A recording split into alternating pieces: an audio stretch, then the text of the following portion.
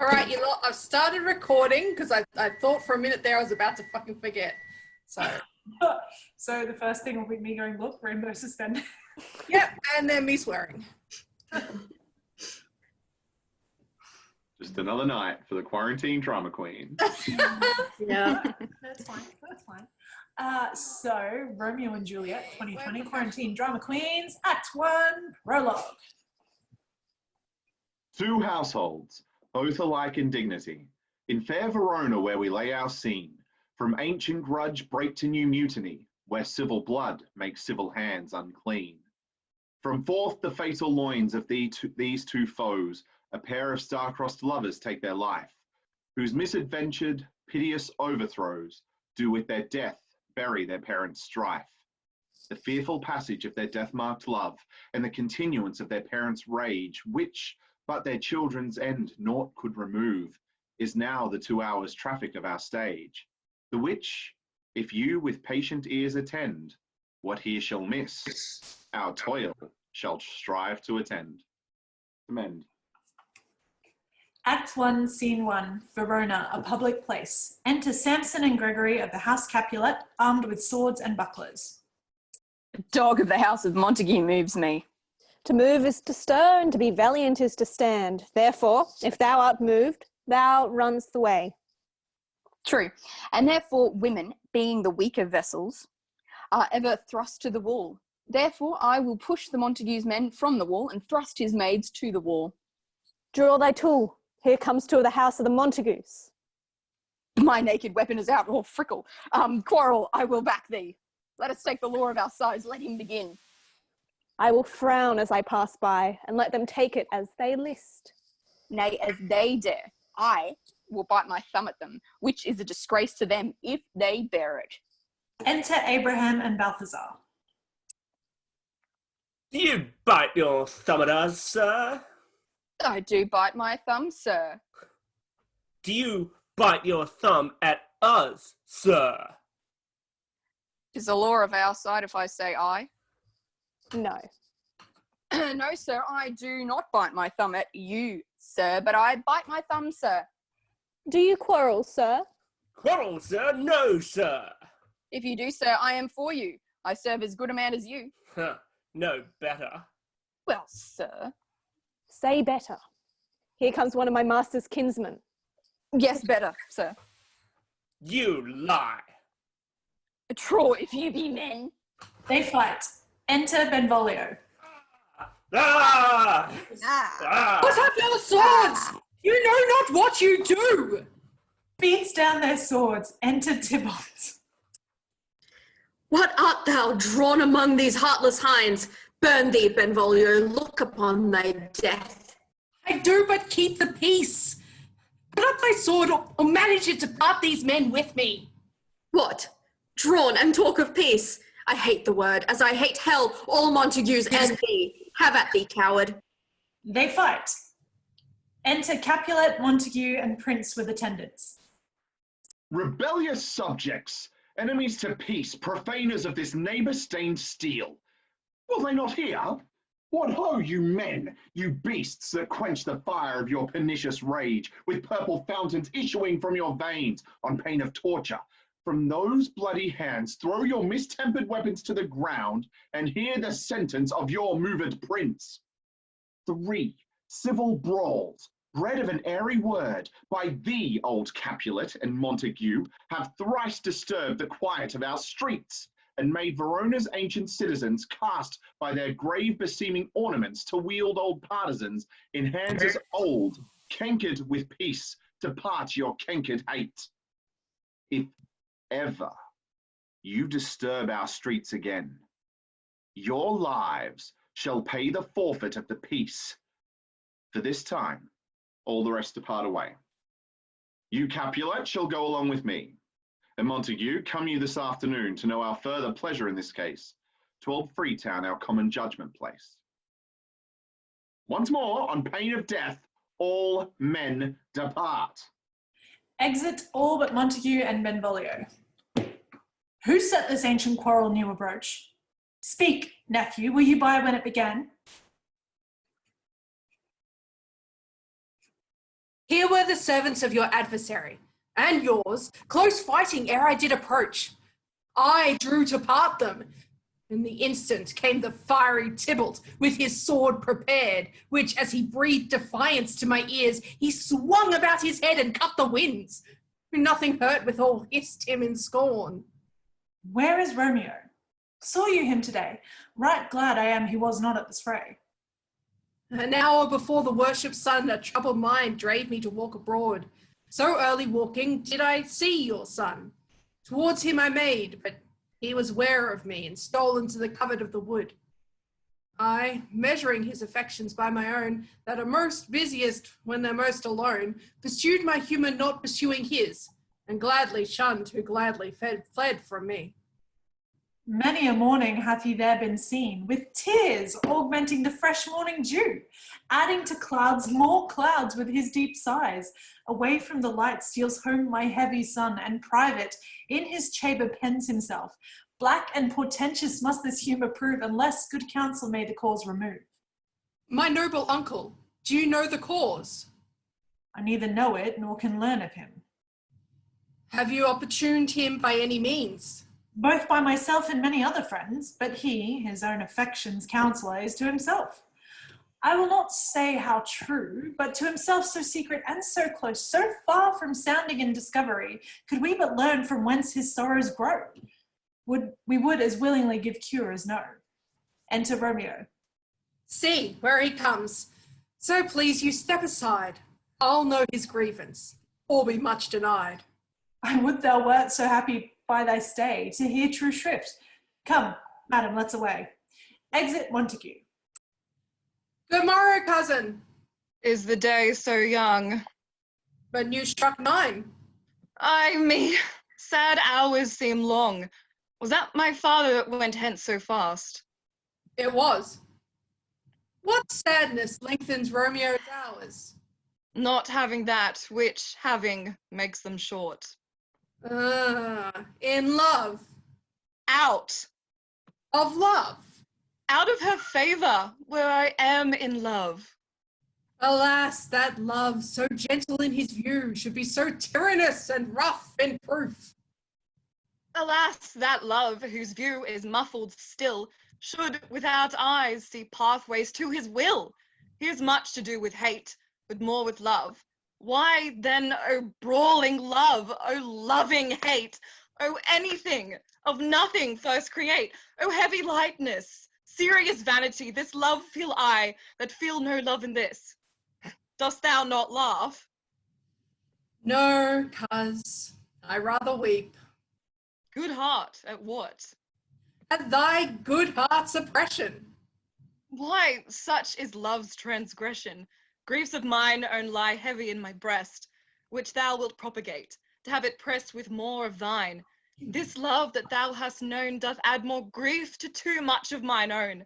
Love is a smoke raised with the fume of sighs, being purged, a fire sparkling in lovers' eyes. What is it else? A madness most discreet, a choking gall and a preserving sweet. Ugh, farewell, my cuz. Soft. I will go along, and if you leave me so, you do me wrong. But I have lost myself. I am not here.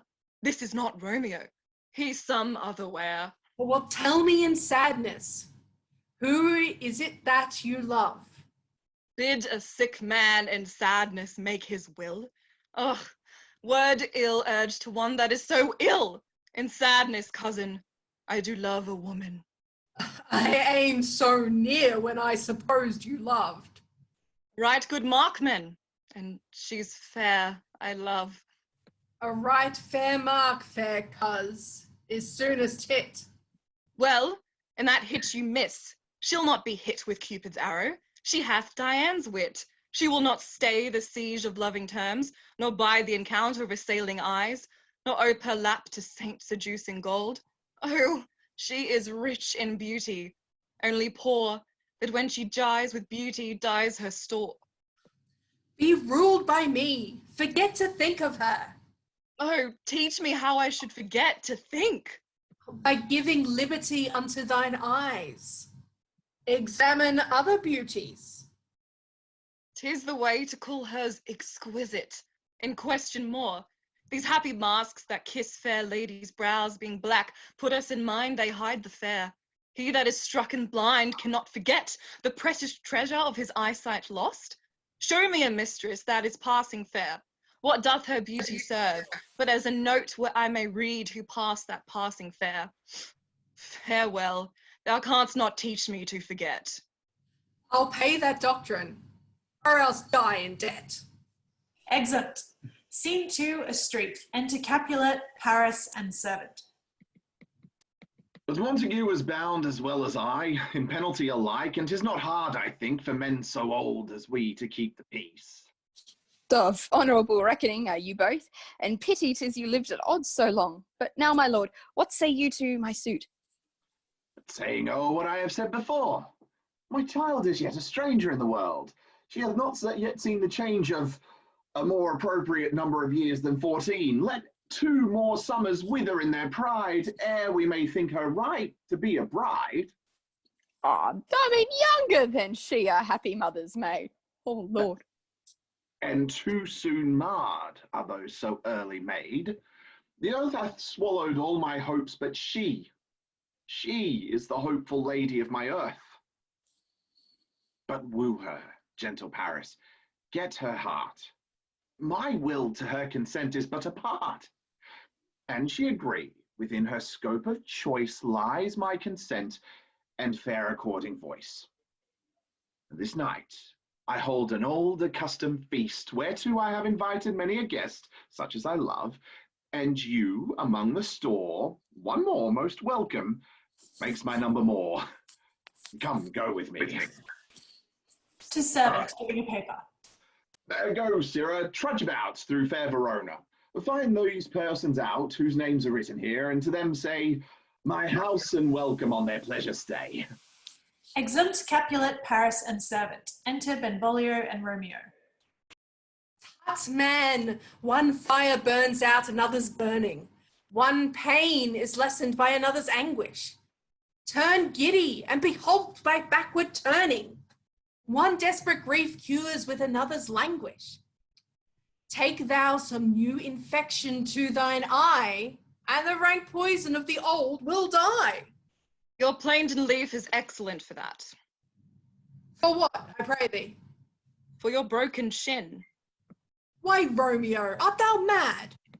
Not mad, but bound more than a madman is. Shut up in prison, kept without my food, whipped and tormented and good den, good fellow. Enter servant.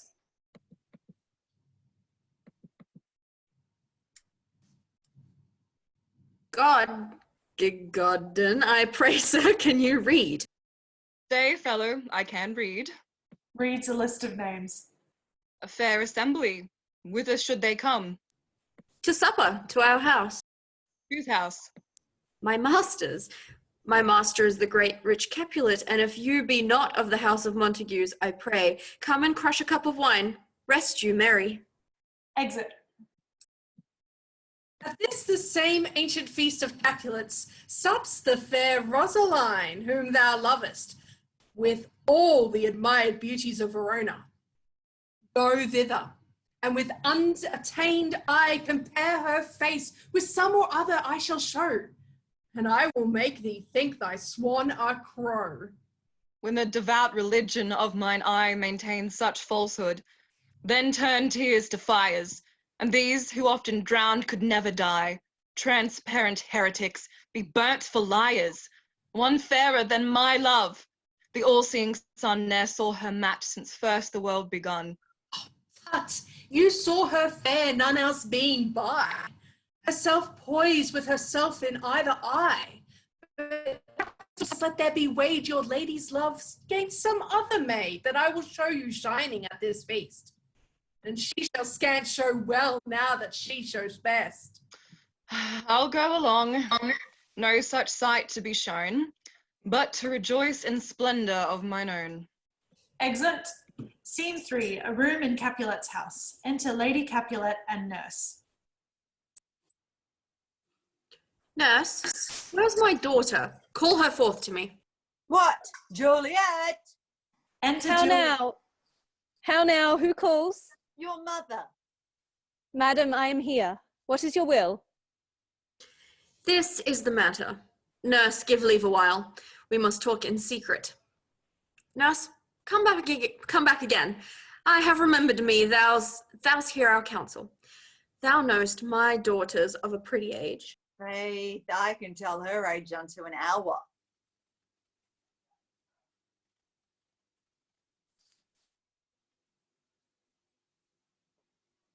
That I She's can. not 14. Yes, madam, thou was the prettiest babe that e'er I nursed, and I might live to see thee married once. I have my wish. Marry is the very theme I came to talk of. Tell me, daughter Juliet, how stands your disposition to be married? It is an honour that I dream not of. An honour, were not I thine only nurse, I would say thou had sucked wisdom from thy teat. Well, think of marriage now. Younger than you, here in Verona, ladies of esteem are made already mothers. By my count, I was your mother much upon these years, that you are now a maid. Thus, then, in brief, the valiant Paris seeks you for his love. Oh, man, young lady, such a man as all the world, why, he's a man of wax. Verona's summer hath not such a flower. Oh no, he's a flower, in faith, a very flower. What say you? Can you love the gentleman?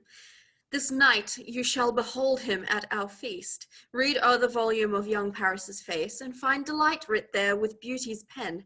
That book in many's eyes doth share the glory that in gold clasps locks in the golden story.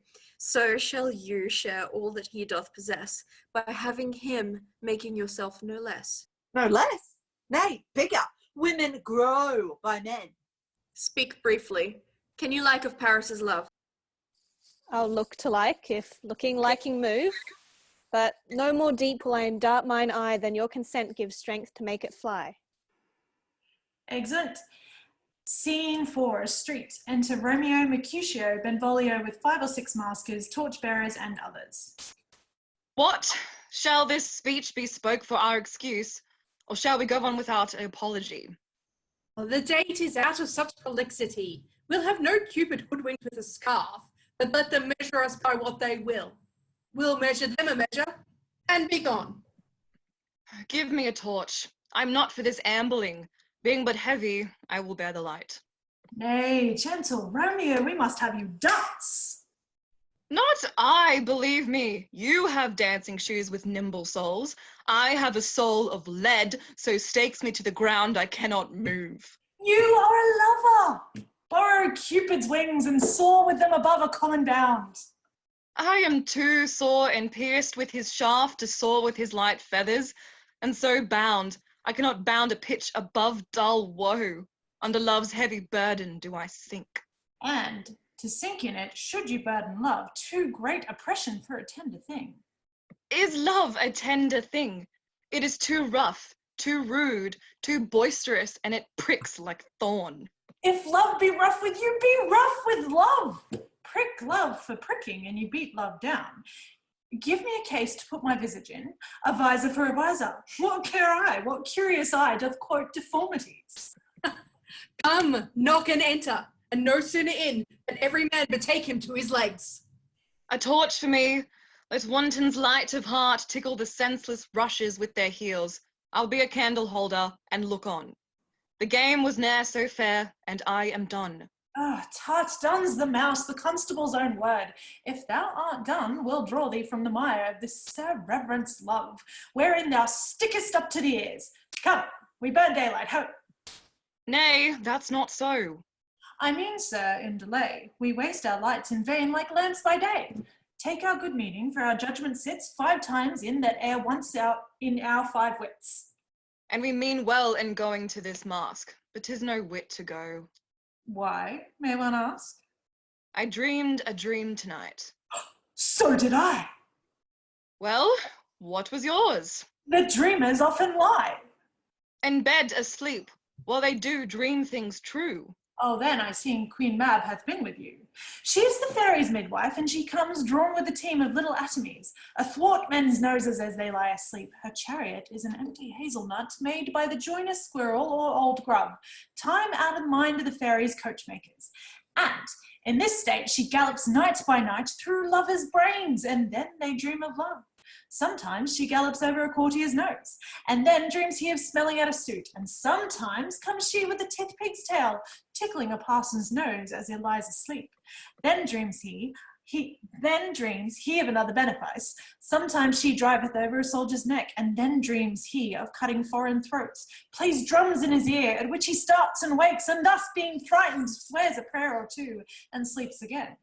This is that very Mab which, once untangled, such misfortune bodes. This is the hag, when maids lie on their backs, that presses them and learns them first to bear, making them women of good carriage. This is she. Peace, peace, Mercutio, peace. Thou talk'st of nothing. True, I talk of dreams, which are the children of an idle brain, begot of nothing but vain fantasy, which is as thin of substance as the air, and more inconstant than the wind, who woos even now the frozen bosom of the north, and, being angered, puffs away from thence, turning his face to the dew-dropping south. This wind you talk of blows us from ourselves. Supper is done, and we shall come too late. I fear too early. For my mind misgives some consequence, yet hanging in the stars shall bitterly begin his fearful date with this night's revels, and expire the term of a despised life, closed in my breast by some vile forfeit of untimely death. But he that hath the steerage of my course, direct my sail. On, lusty gentlemen! Strike drum! Exit. Scene 5, a hall in Capulet's house. Enter Capulet with Juliet and others of his house, greeting the guests and maskers. Ah, welcome, gentlemen. I have seen the day that I have worn a visor and could tell a whispering tale in a fair lady's ears, such as would please. 'Tis gone, 'tis gone, 'tis gone. You are welcome, gentlemen. Come, musicians, play. A hall, give room and foot it, girls. Ha ha. Music plays and they dance. Oh, more light, you knaves, and turn the tables up and quench the fire. The room is grown too hot. Oh, sirrah, this unlooked-for sport comes well. Enter Romeo and Mercutio seeing Juliet. What lady is that, which doth enrich the hand of yonder knight? I know not. Oh, she doth teach the torches to burn bright. It seems she hangs upon the cheek of night, the measure done. I'll watch her place of stand, and, touching hers, make blessed my rude hand. Did my heart love till now? Forswear it, sight, for I ne'er saw true beauty till this night. This, by his voice, should be a Montague. Fetch me my rapier, boy. What dares the slave come hither, covered with an antic face, to fleer and scorn at our solemnity? Now, by the stock and honour of my kin, to strike him dead, I hold it not a sin. Why, how now, kinsman? Wherefore storm you so? Uncle, this is a Montague, our foe. Young Romeo, is it? 'Tis he, that villain Romeo. Ah, content thee, gentle coz, let him alone. He bears him like a portly gentleman. And to say truth, Verona brags of him to be a virtuous and well-governed youth. I would not, for the wealth of all the town, here in my house, do him disparagement. Therefore, be patient. Take no note of him.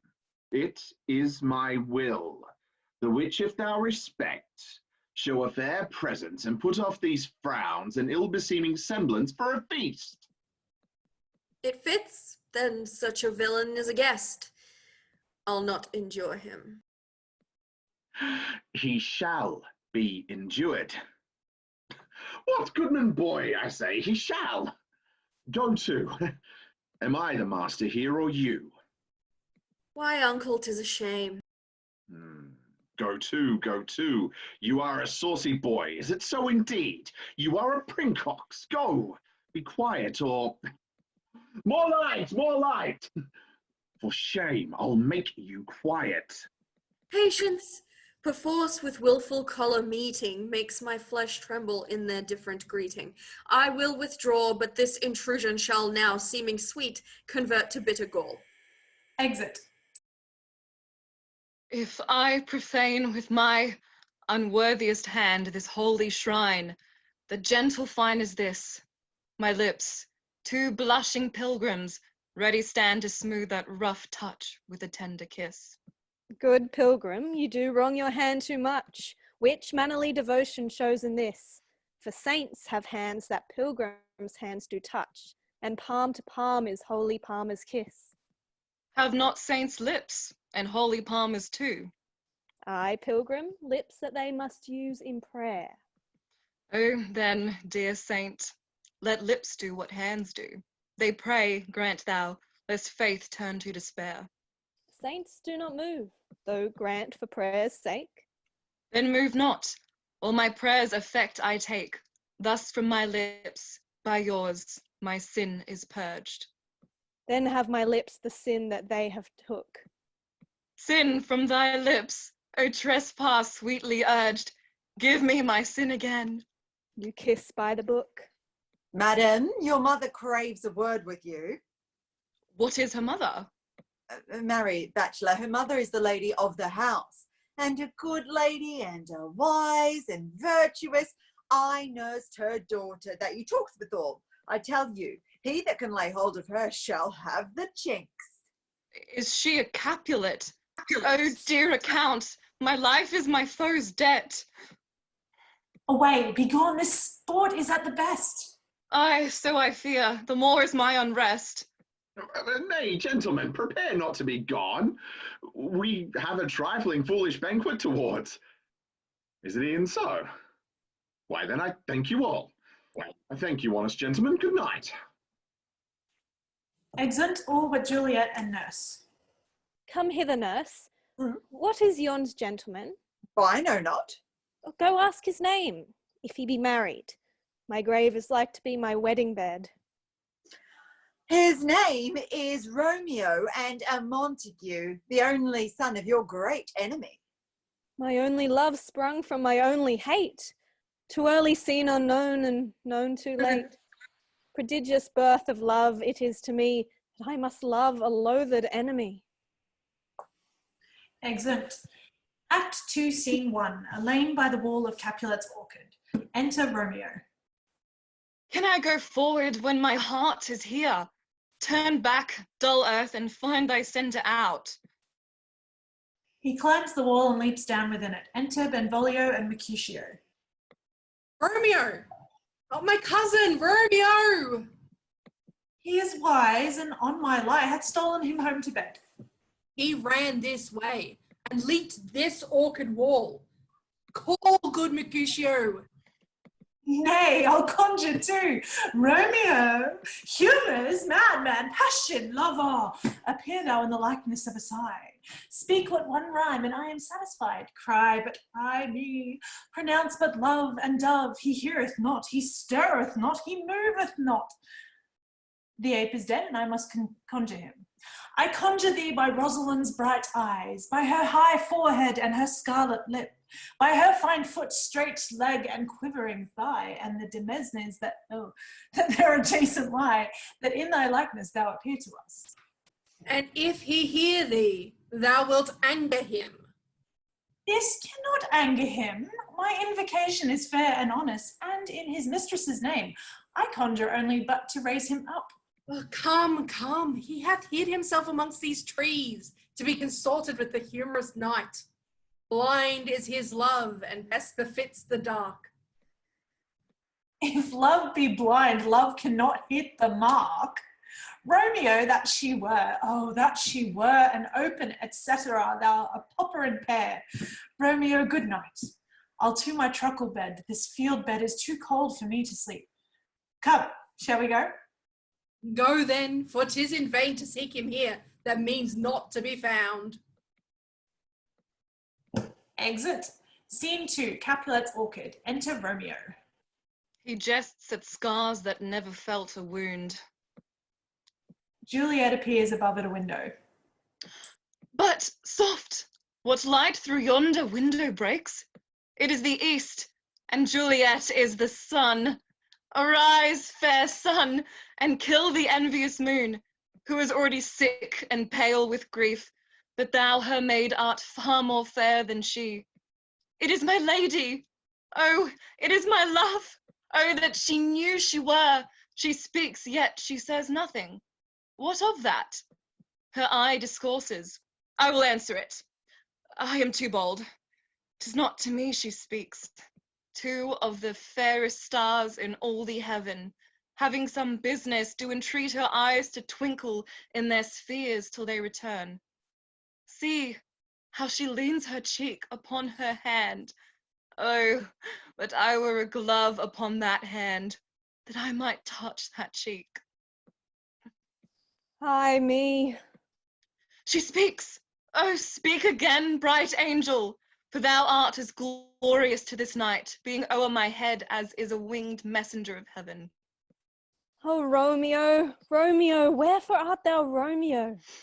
Deny thy father and refuse thy name, or if thou wilt not, be but sworn my love, and I'll no longer be a Capulet. Shall I hear more, or shall I speak at this? 'Tis but thy name that is my enemy. Thou art thyself, though not a Montague. What's Montague? It is nor hand, nor foot, nor arm, nor face, nor any other part belonging to a man. Or be some other name. What's in a name? That which we call a rose by any other name would smell as sweet. So Romeo would, were he not Romeo called, retain that dear perfection which he owes without that title. Romeo doth thy name, and for that name which is no part of thee, take all myself. I take thee at thy word. Call me but love, and I'll be new baptized. Henceforth I never will be Romeo. What man art thou that, bescreened in night, so stumblest upon my counsel? By a name I know not how to tell thee who I am. My name, dear saint, is hateful to myself, because it is an enemy to thee. Art thou not Romeo and a Montague? Neither, fair saint, if either thee dislike. How camest thou hither? Tell me, and wherefore? The orchard walls are high and hard to climb, and the place death, considering who thou art, if any of my kinsmen find thee here. With love's light wings I did o'erperch these walls, for stony limits cannot hold love out, and what love can do that dares love attempt?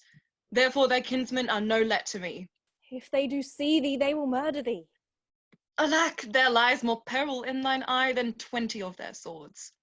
I would not for the world they saw thee here. And but thou love me, let them find me here. My life were better ended by their hate than death prorogued, wanting of thy love. By whose direction foundst thou out this place? By love, who first did prompt me to inquire. He lent me counsel, and I lent him eyes. Thou knowest the mask of night is on my face, else would a maiden blush bepaint my cheek. For that which thou hast heard me speak tonight, fain would I dwell on form, fain deny what I have spoke. But farewell compliment. Dost thou love me? I know thou wilt say aye, and I will take thy word. O gentle Romeo, if thou dost love, pronounce it faithfully. Or if thou thinkst I am too quickly won, I'll frown and be perverse and say thee nay. So thou wilt woo, but else not for the world. In truth, fair Montague, I am too fond, and therefore thou mayst think my behaviour light. But trust me, gentlemen, I'll prove more true than those that have more cunning to be strange. Lady, by yonder blessed moon, I swear that tips with silver all these fruit tree tops. Oh, swear not by the moon, the inconstant moon, that monthly changes in her circled orb, lest that thy love prove likewise variable. What shall I swear by? Do not swear at all, or if thou wilt, swear by thy gracious self, which is the god of my idolatry, and I'll believe thee. If my heart's dear love. Well, do not swear. Although I joy in thee, I have no joy of this contract tonight. It is too rash too unadvised, too sudden. Sweet good night. This bud of love by summer's ripening breath may prove a beauteous flower when next we meet. Good night, good night. Oh, wilt thou leave me so unsatisfied? What satisfaction canst thou have tonight? The exchange of thy love's faithful vow for mine. I gave thee mine before thou didst request it, and yet I would it were to give again. Wouldst thou withdraw it? For what purpose, love? But to be frank and give it thee again, and yet I wish but for the thing I have. My bounty is as boundless as the sea, my love as deep. The more I give to thee, the more I have, for both are infinite. Juliet! I hear some noise within. Dear love, adieu. Anon, good nurse. Sweet Montague, be true. Stay but a little. I will come again. Exit above. Oh, blessed, blessed night! I am afeard. Being a knight, all this is but a dream, too flattering sweet to be substantial. Re-enter Juliet above. 3 words, dear Romeo, and good night indeed.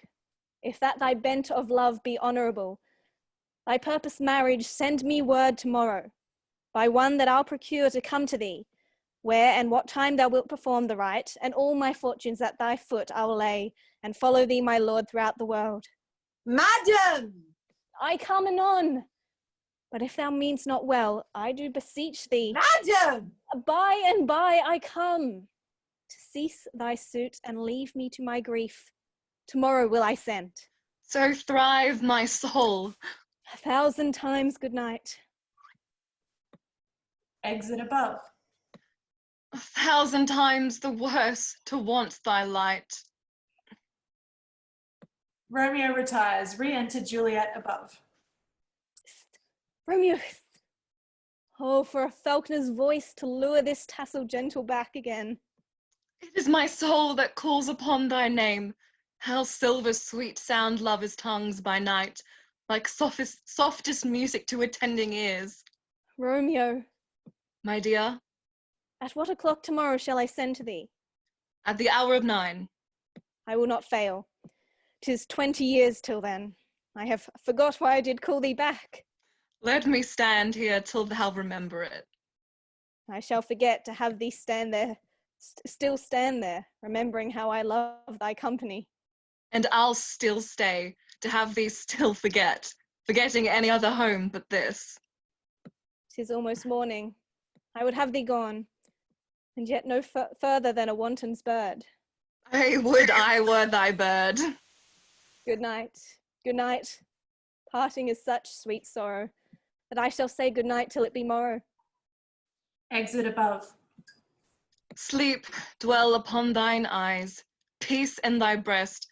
Would I were sleep and peace, so sweet to rest. Hence will I to my ghostly father's cell, his help to crave, and my dear hap to tell. Exit. Scene 3. Friar Lawrence's cell. Enter Friar Lawrence and Romeo. Good morrow, father. Benedicite! What early tongue so sweet saluteth me? Young son, it argues the distempered head so soon to bid good morrow to thy bed.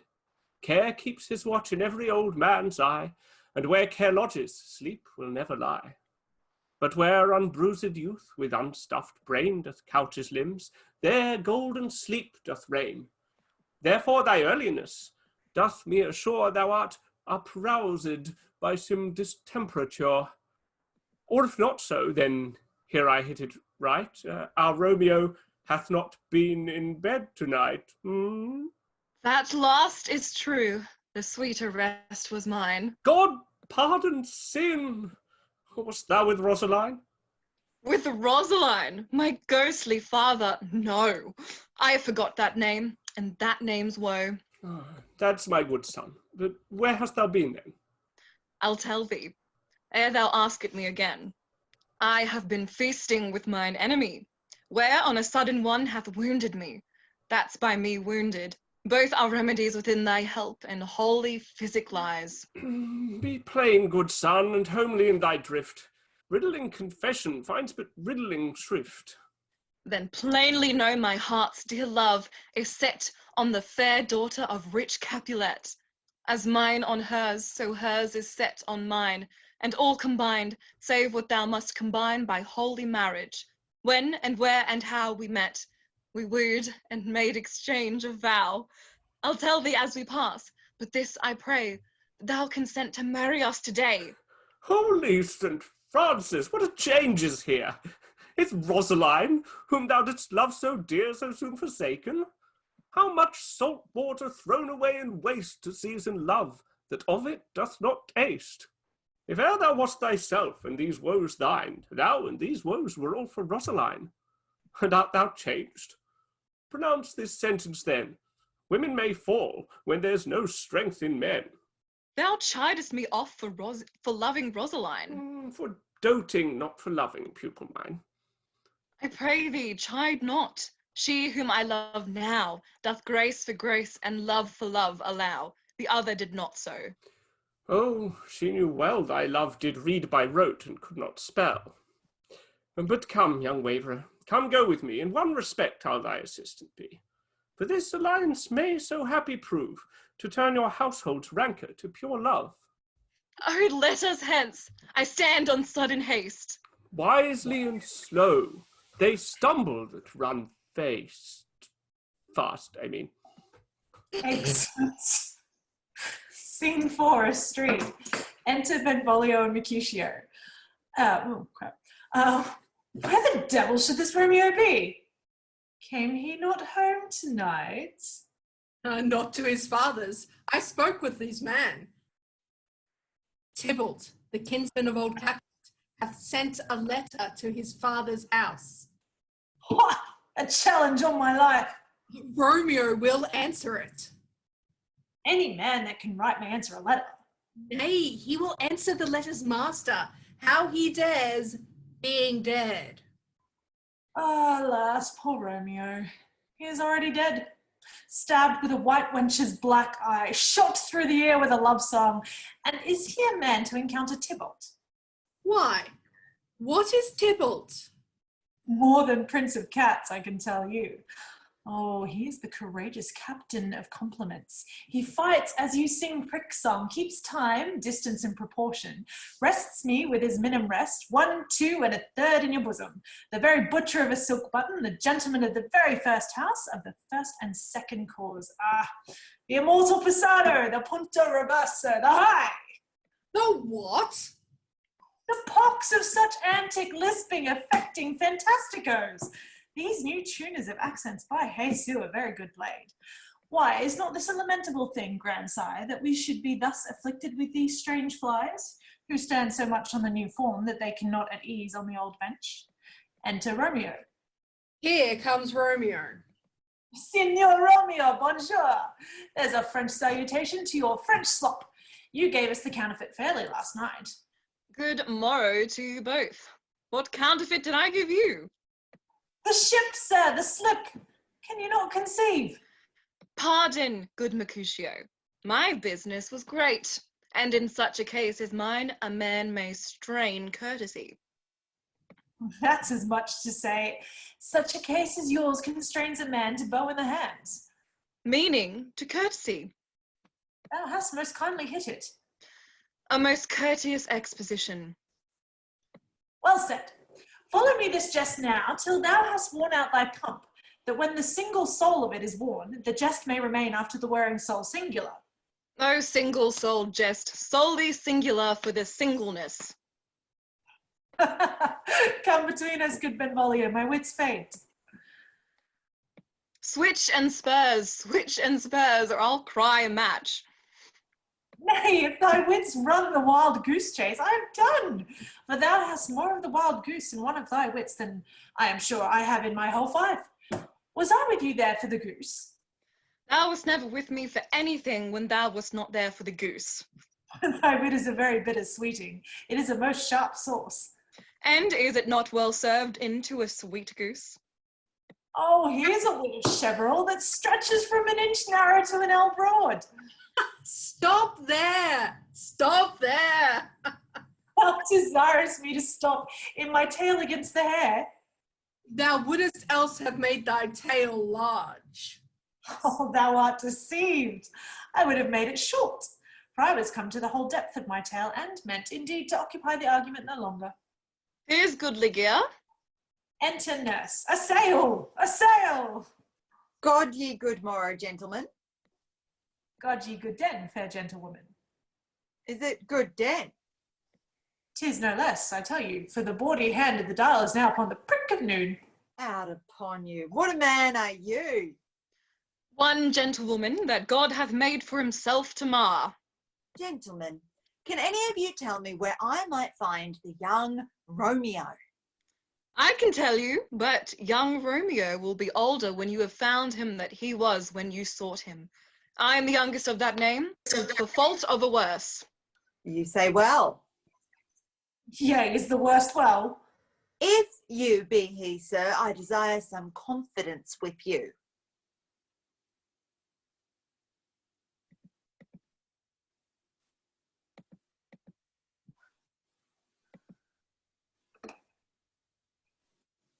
She will indict him to some supper. Aboard! Aboard! Aboard! What hast thou found? No hair, sir. Unless a hair, sir, in a Lenten pie that is something stale and hoar ere it be spent. I will follow you. Farewell, ancient lady, farewell. Exeunt Mercutio and Benvolio. Marry, farewell, I pray you, sir. What saucy merchant was this that was so full of his ropery? A gentleman, nurse, that loves to hear himself talk, and will speak more in a minute than he will stand to in a month. And speak anything against me, I'll take him down, scurvy knave. Pray you, sir, a word. And as I told you, my young lady bade me inquire you out. What she bade me say I will keep to myself, but first let me tell ye, if ye should lead her into a fool's paradise, as they say, it were a very gross kind of behaviour, as they say, for the gentlewoman is young.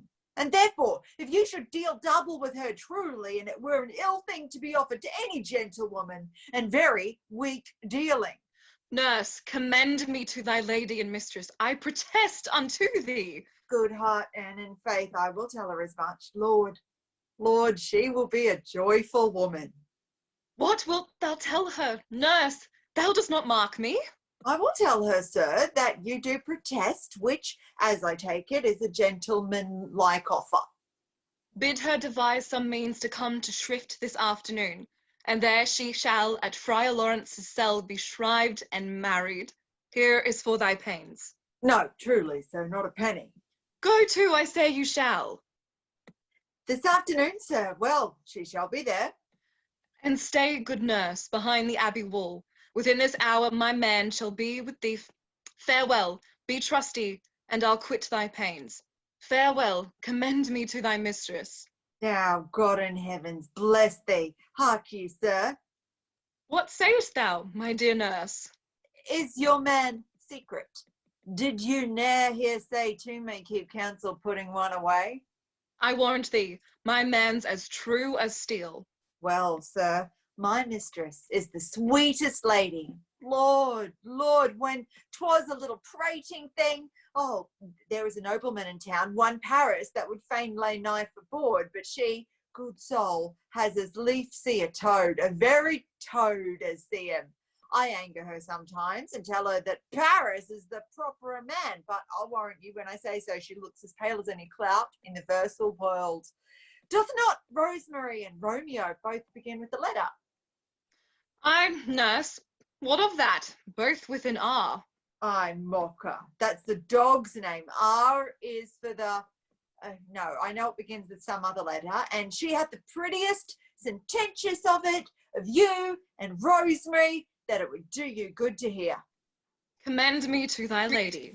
Aye, 1,000 times. Exeunt. Scene 5, Capulet's Orchard. Enter Juliet. The clock struck 9 when I did send the nurse. In half an hour she promised to return. Perchance she could not meet him. Oh, that's not so. Now is the sun upon the highmost hill of this day's journey, and from 9 till 12 is 3 long hours, yet she has not come. Had she affections and warm youthful blood, she would be as swift in motion as a ball. My words would bandy her to my sweet love and his to me. But old folks, many feign as they were dead, unwieldy, slow, heavy, and pale as lead. Oh God, she comes. Enter nurse. Oh, honey nurse, what news? Hast thou met with him? Oh Lord, why look'st thou sad? Though news be sad, yet tell them merrily. If good, thou shamest the music of sweet news by playing it to me with so sour a face. I am a-weary. Give me leave a while. Fie, how my bones ache. What a jaunt have I had. I would thou hadst my bones and I thy news. Nay, come, I pray thee, speak. Good nurse, speak. Jesu, what haste! Can you not stay a while? Do you not see that I am out of breath? How art thou out of breath when thou hast breath to say to me that thou art out of breath?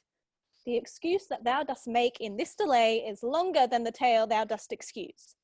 Is thy news good or bad? Answer to that. Say either, and I'll stay the circumstance. Well, you have made a simple choice. You know not how to choose a man. Romeo, oh, no, not he. Though his face be better than any man's, yet his leg excels all men's. He is not the flower of courtesy, but I'll warrant him as gentle as a lamb. What says he of our marriage? What of that? Lord, how my head aches. Oh, what a head have I. My back on the other side. Oh, my back. My back. Beshrew your heart for sending me about to catch my death with jaunting up and down. With faith, I am sorry that thou art not well. Sweet nurse, tell me, what says my love? Your love says, like an honest gentleman, and a courteous, and a kind, and a handsome, and I warrant a virtuous. Where is your mother? Where is my mother? Why, she is within. Where should she be? How oddly thou repliest. Your love says, like an honest gentleman, where is your mother?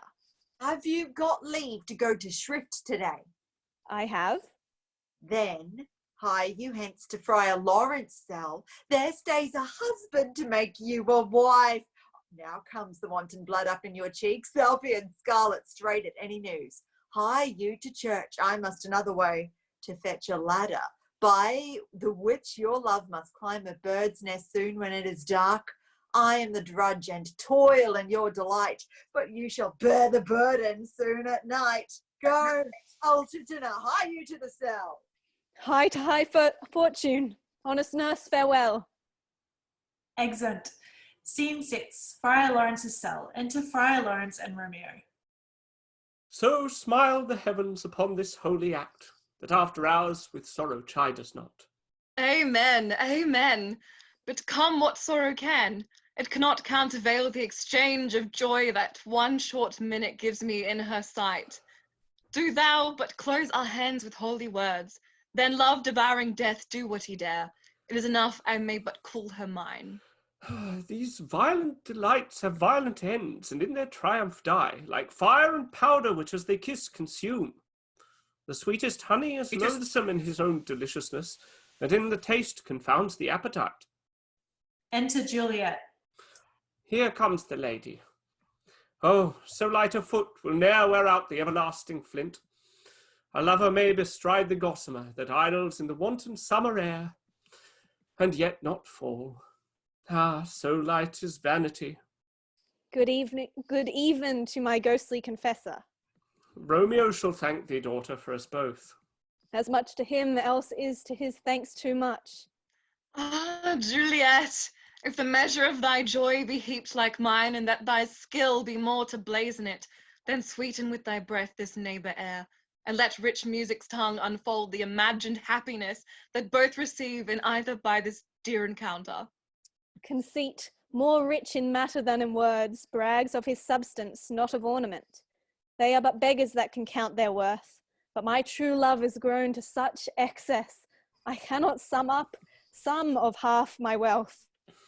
Come with me, and we will make short work. For by your leaves you shall not stay alone till Holy Church incorporate two in one.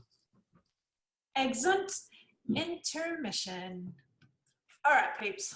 Let's start the second act, shall we? All right.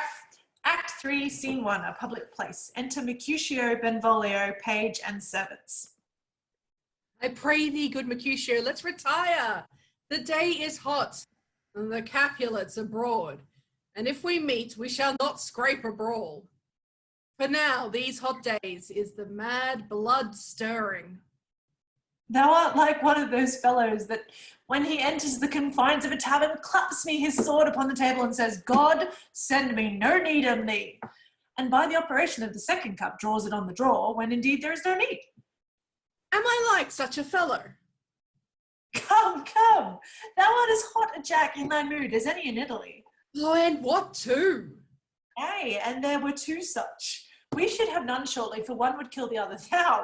Why thou wilt quarrel with a man that hath a hair more or a hair less in his beard than thou hast? Thou wilt quarrel with a man for cracking nuts, having no other reason but because thou hast hazel eyes. What eye but such an eye will inspire such a quarrel? By my head, here come the Capulets. By my heel, I care not. Enter Tybalt and others. Follow me close, for I will speak to them. Gentlemen, good den, a word with one of you. And but one word with one of us. Couple it with something, make it a word and a blow. You shall find me apt enough to do that, sir, and you will give me occasion. Could you not take some occasion without giving? Mercutio, thou consorts with Romeo. Consorts? What? Dost thou make us minstrels? And thou make us minstrels of us, look to hear nothing but discords. Here's my fiddlestick, here's that shall make you dance. We talk here in the public haunt of men. Either withdraw into some private place and reason coldly of your grievances, or else depart. Here all eyes gaze on us. Men's eyes were made to look, and let them gaze. I will not budge for no man's pleasure I. Enter Romeo. Well, peace be with you, sir. Here comes my man. But I'll be hanged, sir, if he wear your livery. Marry, go before the field, he'll be your follower. Your worship in that sense may call him man. Romeo, the hate I bear thee can afford no better term than this. Thou art a villain. Tybalt, the reason that I have to love thee doth much excuse the appertaining rage to such a greeting. Villain am I none. Boy, this shall not excuse the injuries that thou hast done me. Therefore turn and draw. I do protest, I never injured thee, but love thee better than thou canst devise, till thou shalt know the reason of my love, and so, good Capulet, which name I tender as dearly as my own, be satisfied. Oh, calm, dishonourable, vile submission, draws. Tybalt, you rat catcher, will you walk? What wouldst thou have with me? Good king of cats, nothing but one of 9 lives. That I mean to make bold withal, and as you shall use me hereafter, dry beat the rest of the 8. Will you pluck your sword out of his pitcher by the ears? Make haste, lest mine be about your ears ere it be out. I am for you. Drawing. Gentle Mercutio, put thy rapier up. Come, sir, you passado. They fight. Draw, Benvolio, beat down their weapons. Gentlemen, for shame, forbear this outrage. Hold, Tybalt, good Mercutio. Tybalt, under Romeo's arm, stabs Mercutio and flies with his followers. I hate you, Jason. I am hurt. A plague on both your houses. I am sped. Is he gone and hath nothing? What? Art thou hurt? Aye, a scratch. A scratch, married 'tis enough. Courage, man, the hurt cannot be much. No, 'tis not so deep as the well, nor so wide as the church door, but 'tis enough 'twill serve. Ask for me tomorrow, and you shall find me a grave man. A plague on both your houses. Why the devil came you between us? I was hurt under your arm. I thought all for the best. Help me into some house, Benvolio, or I shall faint. A plague on both your houses. They have made worms meat of me. I have it, and soundly too. Your houses. Exit Mercutio and Benvolio. This gentleman, the prince is near ally, my very friend, hath got his mortal hurt in my behalf, my reputation stained with Tybalt's slander. Re-enter Benvolio.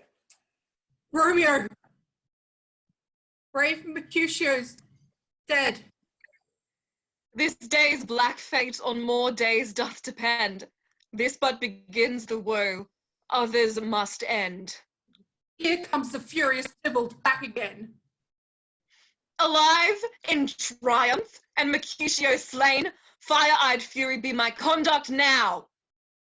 Re-enter Tybalt.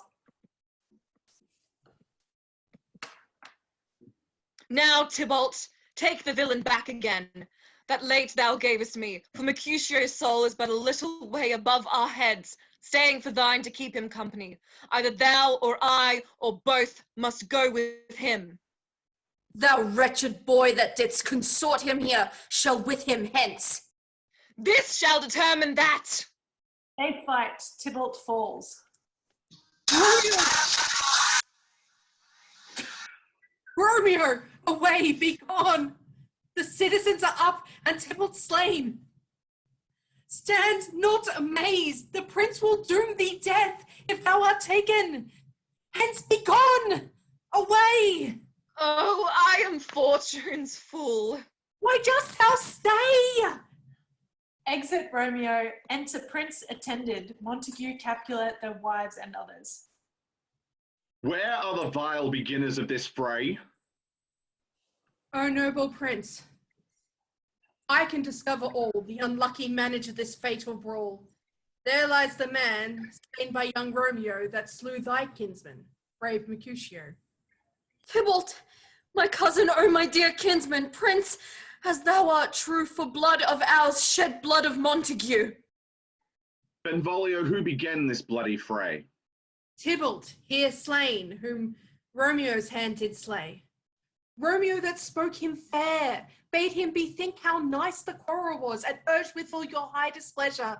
All this uttered with gentle breath, calm look, knees humbly bowed, not take truce with the unruly speen of Tybalt, deaf to peace, but that he tilts with piercing steel at cold, bold Mercutio's breast, who, all as hot, turns deadly point to point, and with martial scorn with one hand beats cold death aside, but the other sends it back to Tybalt, whose dexterity retorts it.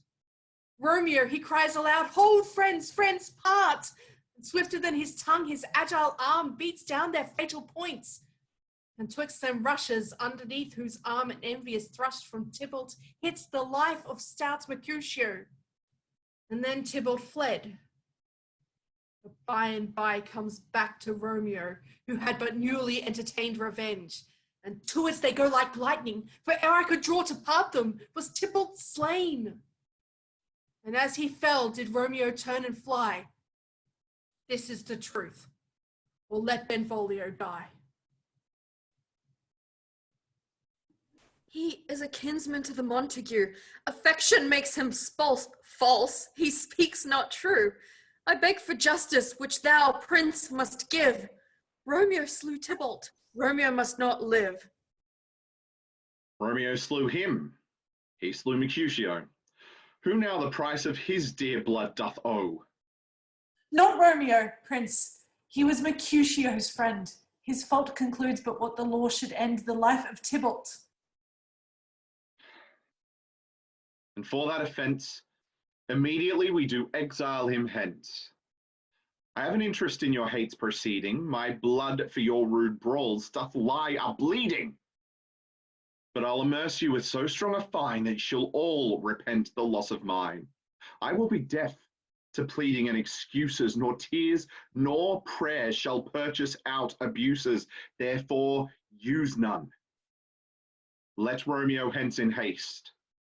Else, when he's found, that hour is his last. Bear hence this body and attend our will. Mercy but murders, pardoning those that kill. Exeunt. Scene 2, Capulet's Orchard. Enter Juliet. Gallop apace, you fiery-footed steeds, towards Phoebus' lodging. Such a Wagner as Phaethon would whip you to the west and bring in cloudy night immediately. Spread thy close curtain, love-performing night, that runaway's eyes may wink, and Romeo leap to these arms, untalked of and unseen. Come, night, come. Come, Romeo, come, thou day in night, for thou wilt lie upon the wings of night, whiter than new snow on a raven's back. Come, gentle night, come, loving black-browed night, give me my Romeo, and when he shall die, take him and cut him out into little stars, and he will make the face of heaven so fine that all the world will be in love with night. Oh, I have bought the mansion of a love, but not possessed it, and though I am sold, not yet enjoyed. So tedious is this day, as is the night before some festival, to an impatient child that hath new robes, and may not wear them. Oh, here comes my nurse, and she brings news, and every tongue that speaks but Romeo's name speaks heavenly eloquence. Enter nurse with cords. Now, nurse, what news? Why dost thou wring thy hands? Oh, well a day, he's dead, he's dead, he's dead. We are undone, lady, we are undone. Alack the day, he's gone, he's killed, he's dead. Can heaven be so envious? Romeo can, though heaven cannot. Oh, Romeo, Romeo, whoever would have thought it, Romeo. What devil art thou that dost torment me thus? This torture should be roared in dismal hell. Hath Romeo slain himself? If he be slain, say I, or if not, no.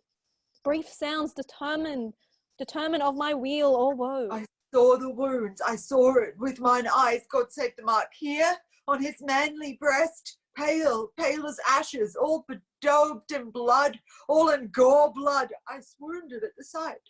Oh, break my heart, vile earth, to earth resign, end motion here, and thou and Romeo press one heavy bier. Oh, Tybalt, Tybalt, the best friend I had, that ever I should live to see thee dead. What storm is this that blows so contrary? Is Romeo slaughtered, and is Tybalt dead? My dear loved cousin, and my dear lord. Then, dreadful trumpet, sound the general doom, for who is living if those two are gone? Tybalt is gone, and Romeo banished. Romeo that killed him, he is banished. Oh God, did Romeo's hand shed Tybalt's blood? It did, it did, alas the day it did. Oh serpent heart, hid with a flowering face, beautiful tyrant, fiend angelical, dove-feathered raven, wolvish ravening lamb, despised substance of divinest show, just opposite to what thou justly seemst, a damned saint, an honourable villain. Was ever book containing such vile matter so fairly bound? Oh, that deceit should dwell in such a gorgeous place. There's no trust, no faith, no honesty in men. These griefs, these woes, these sorrows make me old. Shame come to Romeo. Blistered be thy tongue for such a wish. He was not born to shame. Upon his brow shame is ashamed to sit. Oh, what a beast was I to chide at him. Will you speak well of him that killed your cousin? Shall I speak ill of him that is my husband? Oh, poor my lord, what tongue shall smooth thy name when I, thy 3 hours wife, have mangled it? Wherefore, villain, didst thou kill my cousin? That villain would have killed my husband. Back, foolish tears, back to your native spring. Your tributary drops belong to woe, which you, mistaking, offer up to joy. My husband lives, that Tybalt would have slain, and Tybalt's dead that would have slain my husband. All this is comfort. Wherefore weep I then? Tybalt is dead, and Romeo banished. That banished, that one word banished, hath slain 10,000 Tybalts. Tybalt's death was woe enough, if it had ended there. Or if sour woe delights in fellowship, and needly will be ranked with other griefs, why followed not when she said Tybalt's dead, thy father, or thy mother, nay, or both, which modern lamentations might have moved? Romeo is banished. There is no end, no limit, measure bound in that word's death. No words can that woe sound. Where is my father and my mother, nurse? Weeping and wailing over Tybalt's corse. Will you go to them? I will bring you thither. Wash they his wounds with tears. Mine shall be spent when theirs are dry, for Romeo's banishment. Take up those cords. Poor ropes, you are beguiled, both you and I, for Romeo is exiled. He made you for a highway to my bed, but I, a maid, die maiden widowed. Come, cords, come, nurse, out my wedding bed, and death, not Romeo, take my maidenhead. Hie to your chamber. I'll find Romeo to comfort you. I wot well where he is. Hark ye, your Romeo will be here at night. I'll to him. He is at Lawrence's cell. Oh, find him. Give this ring to my true knight, and bid him come to take his last farewell. Excerpt. Scene 3, Friar Lawrence's cell. Enter Friar Lawrence. Romeo, come forth, thou fearful man. Affliction is enamoured of thy parts, and thou art wedded to calamity. Enter Romeo. Father, what news? What is the prince's doom? What sorrow craves acquaintance at my hand that I yet know not? I bring thee tidings of the prince's doom. What less than doomsday is the prince's doom? A gentler judgment vanished from his lips, not body's death, but body's banishment. Banishment! Be merciful, say death, for exile hath more terror in his look, much more than death. Do not say banishment. Hence from Verona art thou banished. Be patient, for the world is broad and wide. This is dear mercy, and thou seest it not.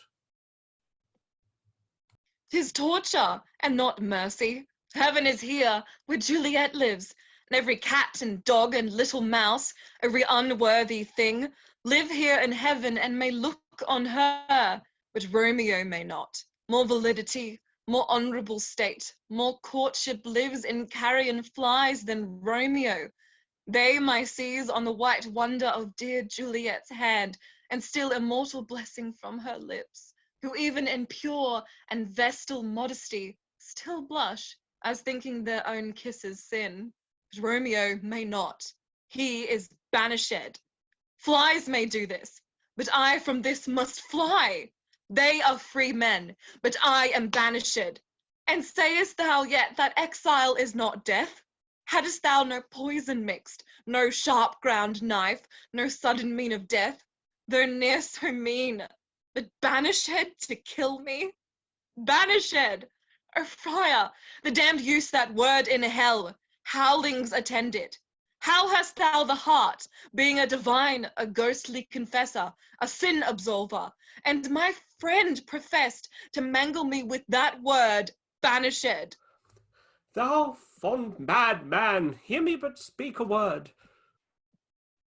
Oh, thou wilt speak again of banishment. I'll give thee armour to keep off that word. Adversity's sweet milk, philosophy, to comfort thee, though thou art banished. Hang up philosophy. Unless philosophy can make a Juliet, displant a town, reverse a prince's doom, it helps not. It prevails not. Talk no more.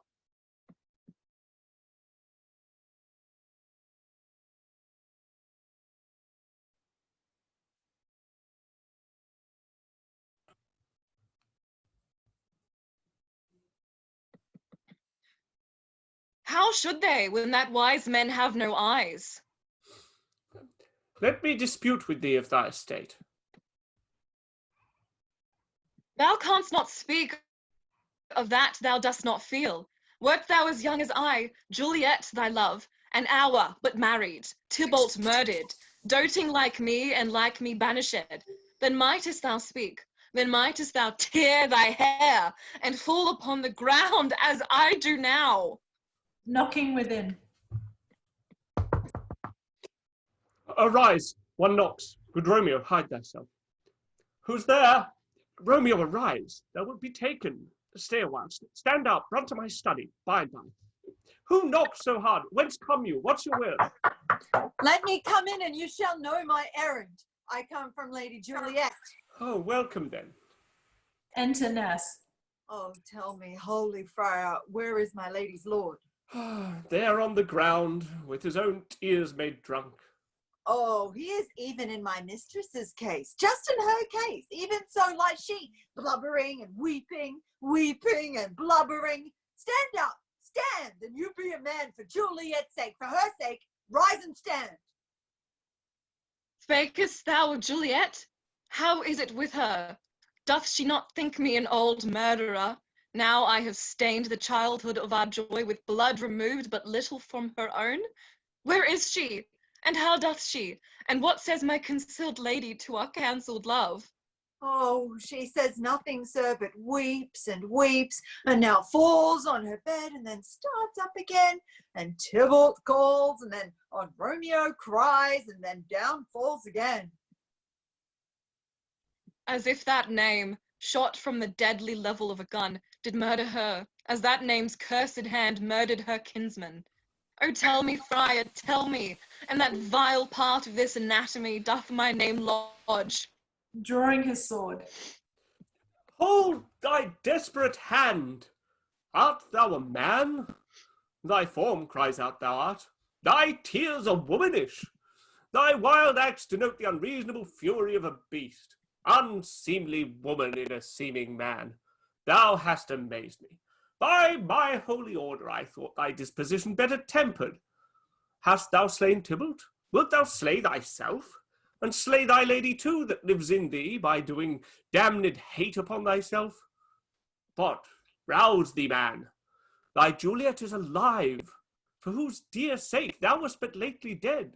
There art thou happy. Tybalt would kill thee, but thou slewest Tybalt. There art thou happy too. The law that threatened death becomes thy friend and turns it to exile. There art thou happy.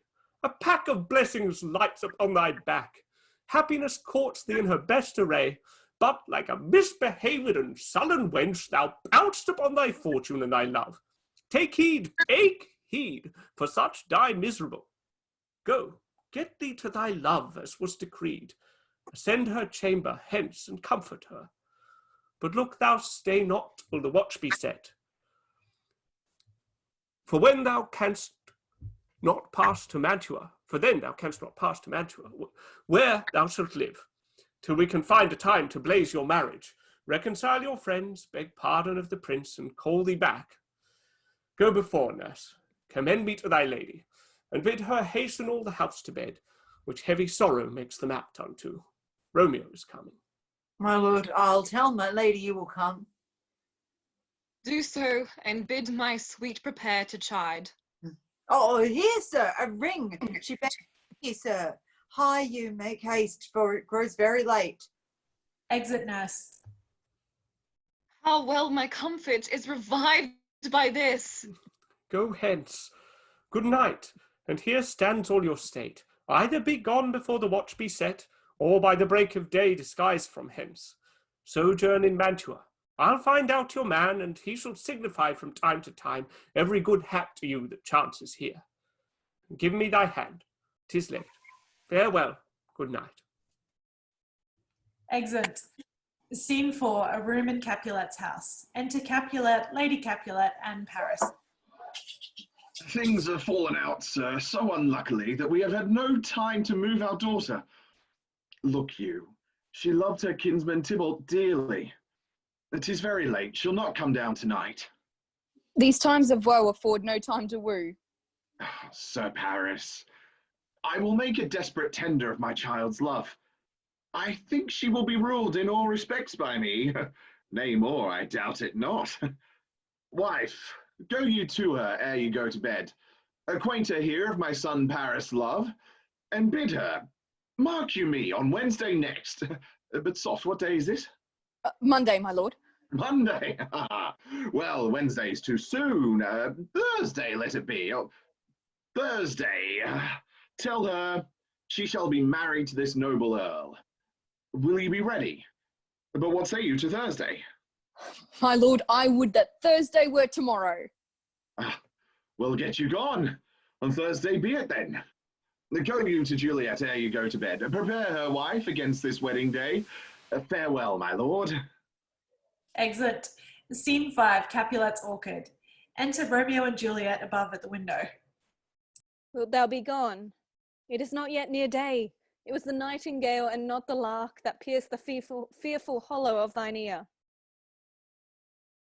It was the lark, the herald of the morn.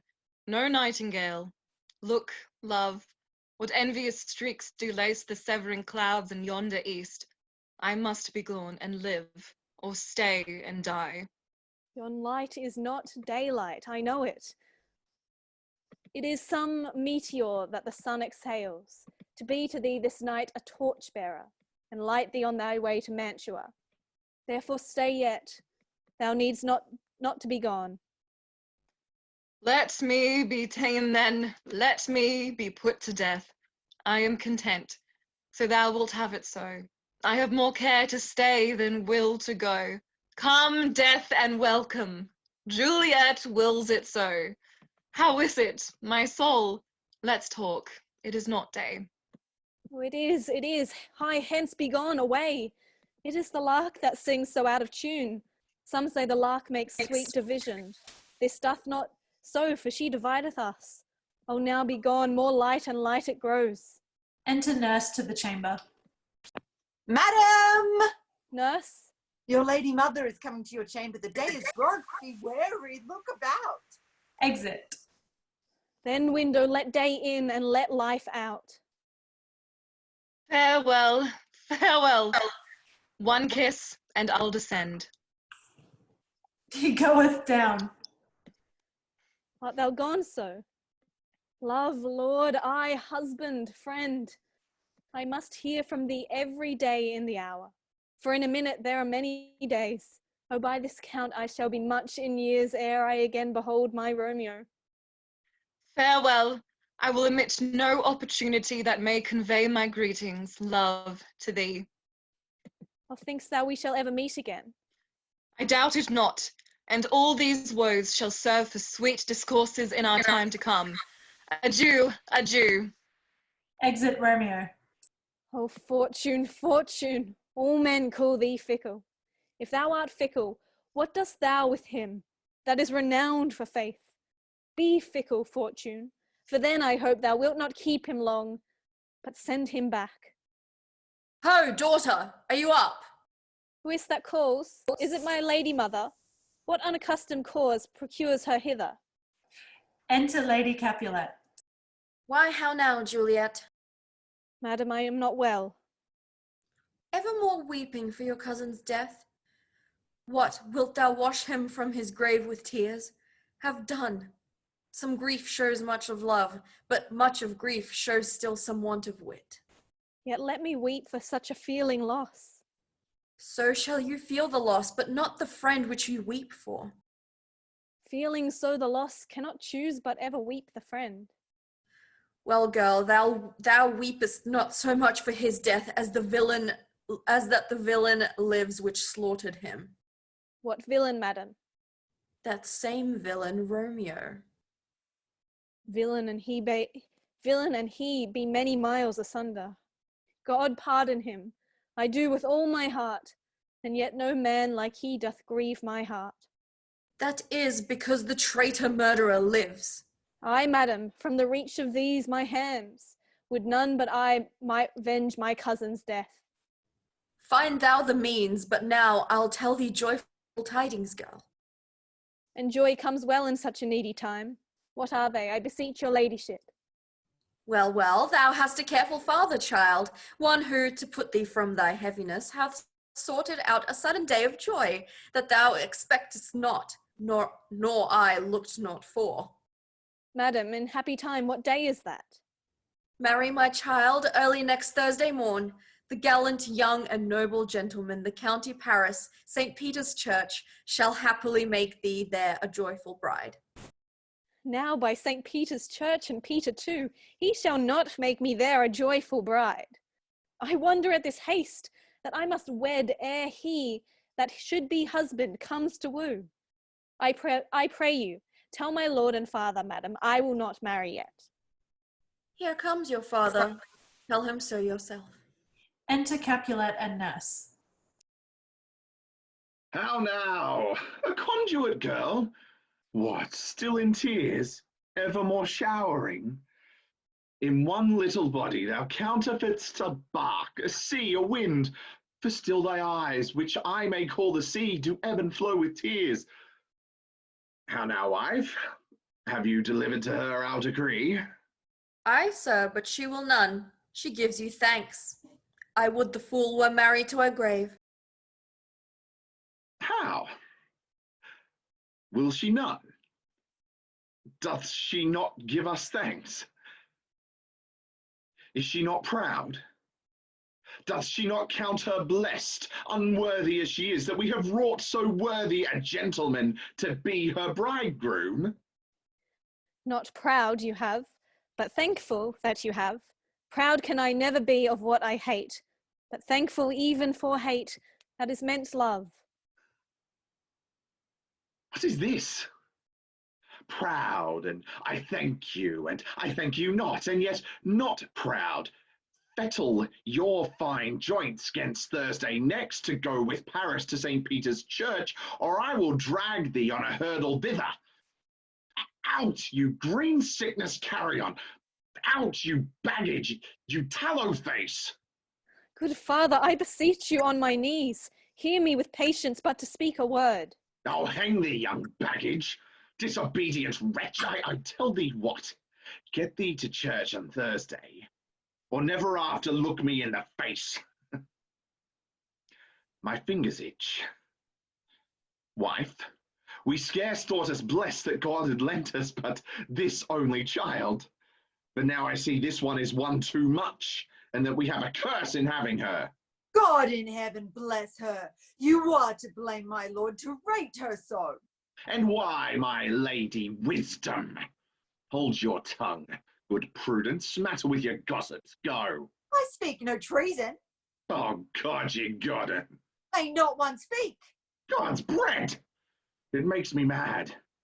Day, night, hour, tide, time, work, play, alone in company, still my care hath been to have her matched, and having now provided a gentleman of noble parentage, of fair demesnes, youthful and nobly trained, stuffed, as they say, with honourable parts, proportioned as one's thought would wish a man, and then to have a wretched, puling fool, a whining mammet in her fortune's tender, to answer, I'll not wed.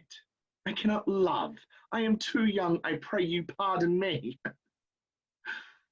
But as you will not wed, I'll pardon you. Graze where you will. You shall not house with me. Now look to it. Think on it. I do not use to jest. Thursday is near. Lay hand on heart. Advise, and you be mine. I'll give you to my friend. And you be not, hang, beg, starve, die in the streets, for by my soul, I'll ne'er acknowledge thee, nor what is mine shall never do thee good. Trust to it. Bethink you, I'll not be forsworn. Exit. Is there no pity sitting in the clouds that sees into the bottom of my grief? Oh, sweet my mother, cast me not away. Delay this marriage for a month, a week, or if you do not, make the bridal bed in that dim monument where Tybalt lies. Talk not to me, for I'll not speak a word. Do as thou wilt, for I have done with thee.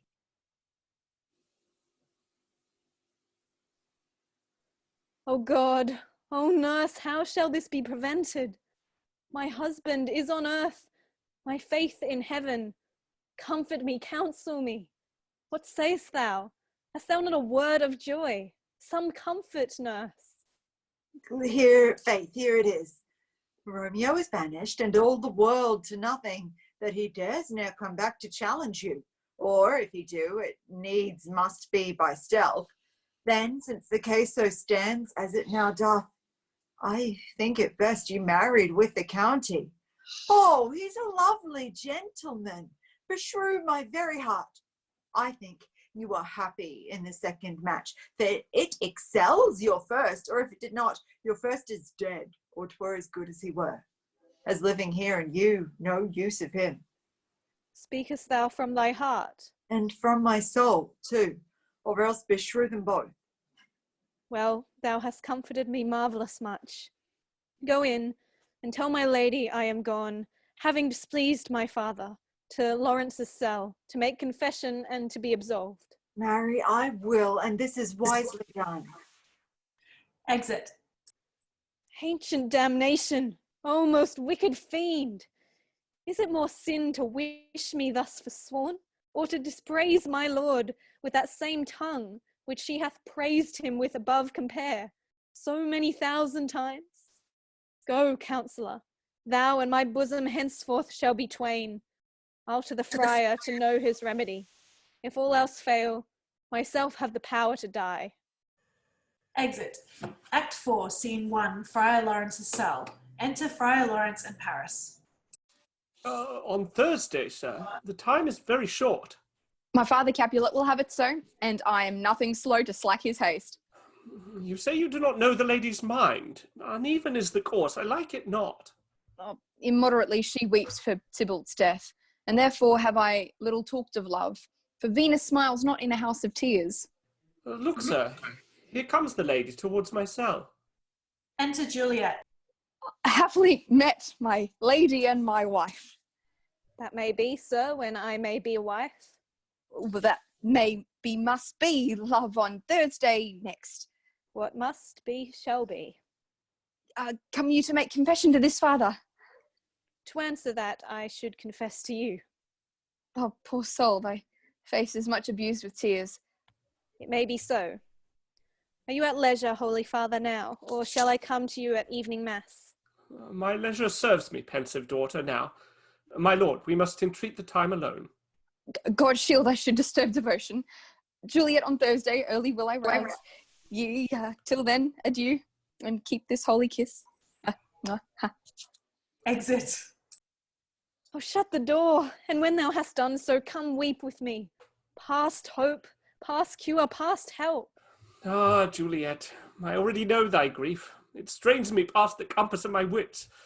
I hear thou must, and nothing may prorogue it, on Thursday next be married to this county. Tell me not, friar, that thou hearest of this, unless thou tell me how I may prevent it. If in thy wisdom thou canst give no help, do not but call my resolution wise, and with this knife I'll help it presently. God joined my heart and Romeo's, thou our hands, shall be the label to another deed. Be not so long to speak. I long to die, if what thou speaks, speak not of remedy. Hold, daughter. I do spy a kind of hope, which craves as desperate an execution as that is desperate which we would prevent. If, rather than to marry County Paris, thou hast the strength of will to slay thyself, then is it likely thou wilt undertake a thing like death, to chide away this shame, that copes with death himself to escape from it. And if thou darest, I'll give thee remedy. Or bid me leap rather than marry Paris, or bid me go into a new-made grave and hide me with a dead man in his shroud. I will do it without fear or doubt, to live an unstained wife to my sweet love. Hold then. Go home, be merry, give consent to marry Paris. Wednesday's tomorrow. Tomorrow night, look that thou lie alone. Let not thy nurse lie with thee in thy chamber. Take thou this vial.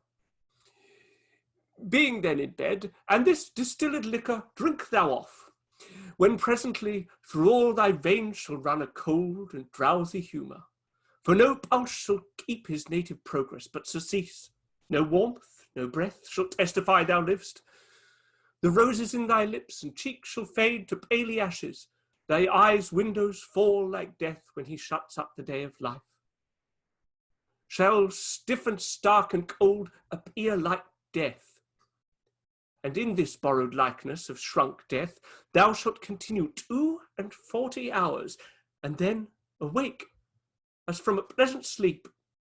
Now, when the bridegroom in the morning comes to rouse thee from thy bed, there art thou dead. Thou shalt be born to that same ancient vault where all the kindred of the Capulets lie. In the meantime, against thou shalt awake, shall Romeo by my letters know our drift, and hither shall he come, and he and I will watch thy waking. And that very night shall Romeo bear thee hence to Mantua. Give me, oh, tell me not of fear. Hold, get you gone, be strong and prosperous in this resolve. I'll send a friar with speed to Mantua with my letters to thy lord. Love, give me strength, and strength shall help afford. Farewell, dear father. Exit scene 2, a hall in Capulet's house. Enter Lady Capulet and nurse. What, is my daughter gone to Friar Lawrence? Aye, forsooth. Well, he may chance to do some good on her. A peevish, self-willed harlotry it is. See, where she comes from shrift with merry look. Enter Juliet. How now, my headstrong? Where have you been gadding? Where I have learned me to repent the sin of disobedient opposition to you and your behests, and am enjoined by holy Lawrence to fall prostrate here and beg your pardon. Pardon, I beseech you. Send for the county. Go tell him of this. I'll have this knot knit up by tomorrow morning. I met the youthful lord at Lawrence's cell and gave him what becomed my love I might, not step over the bounds of modesty. Why, I am glad on it. This is well. Stand up. This is as it should be. Let me see the county. Marry, go, I say, and fetch him hither. Nurse, will you go with me into the closet to help me sort such needful ornaments as you think fit to furnish me tomorrow? No, not till Thursday. There is time enough. Go, nurse, go with her. We'll go to church tomorrow.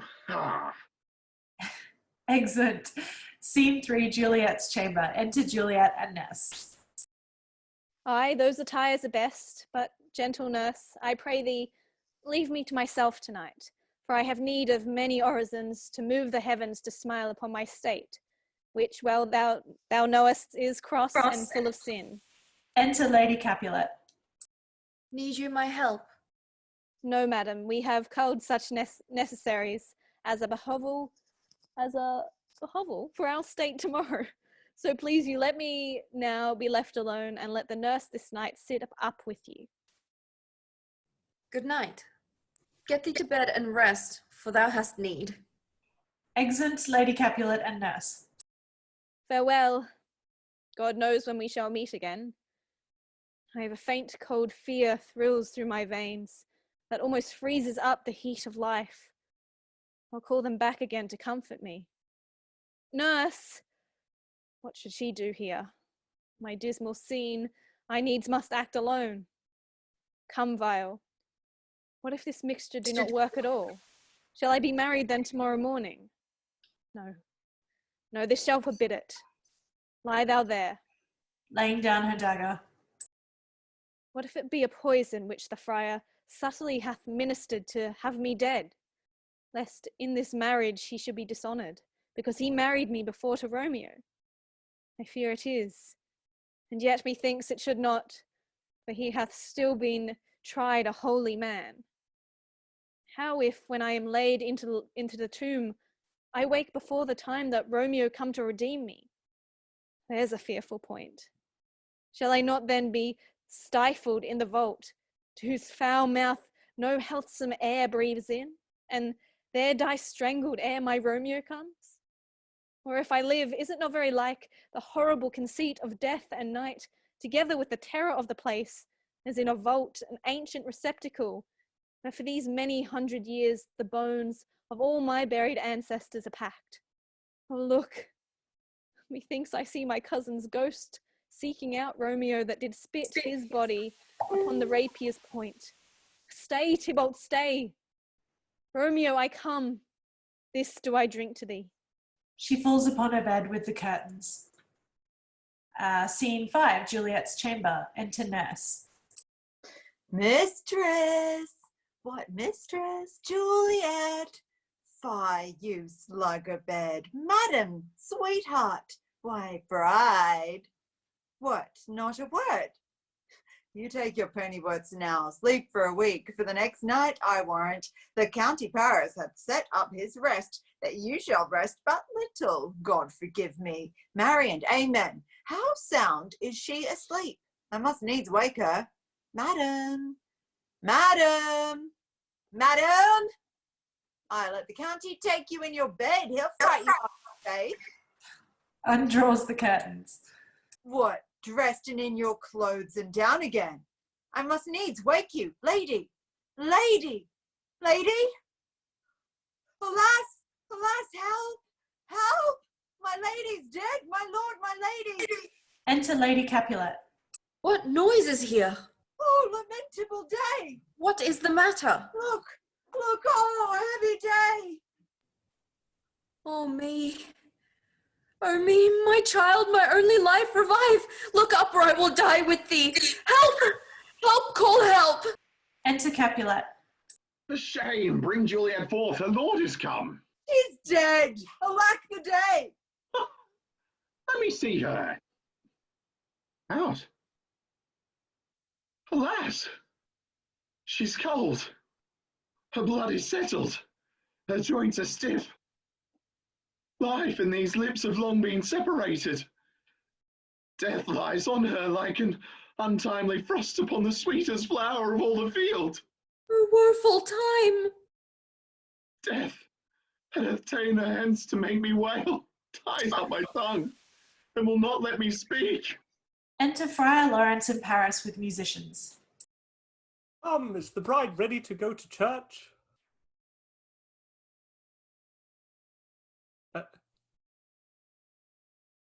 I cannot hear you, Lord Capulet. Oh, it didn't unmute. Ready to go, but never to return. Oh, son, the night before thy wedding day hath death lain with thy wife.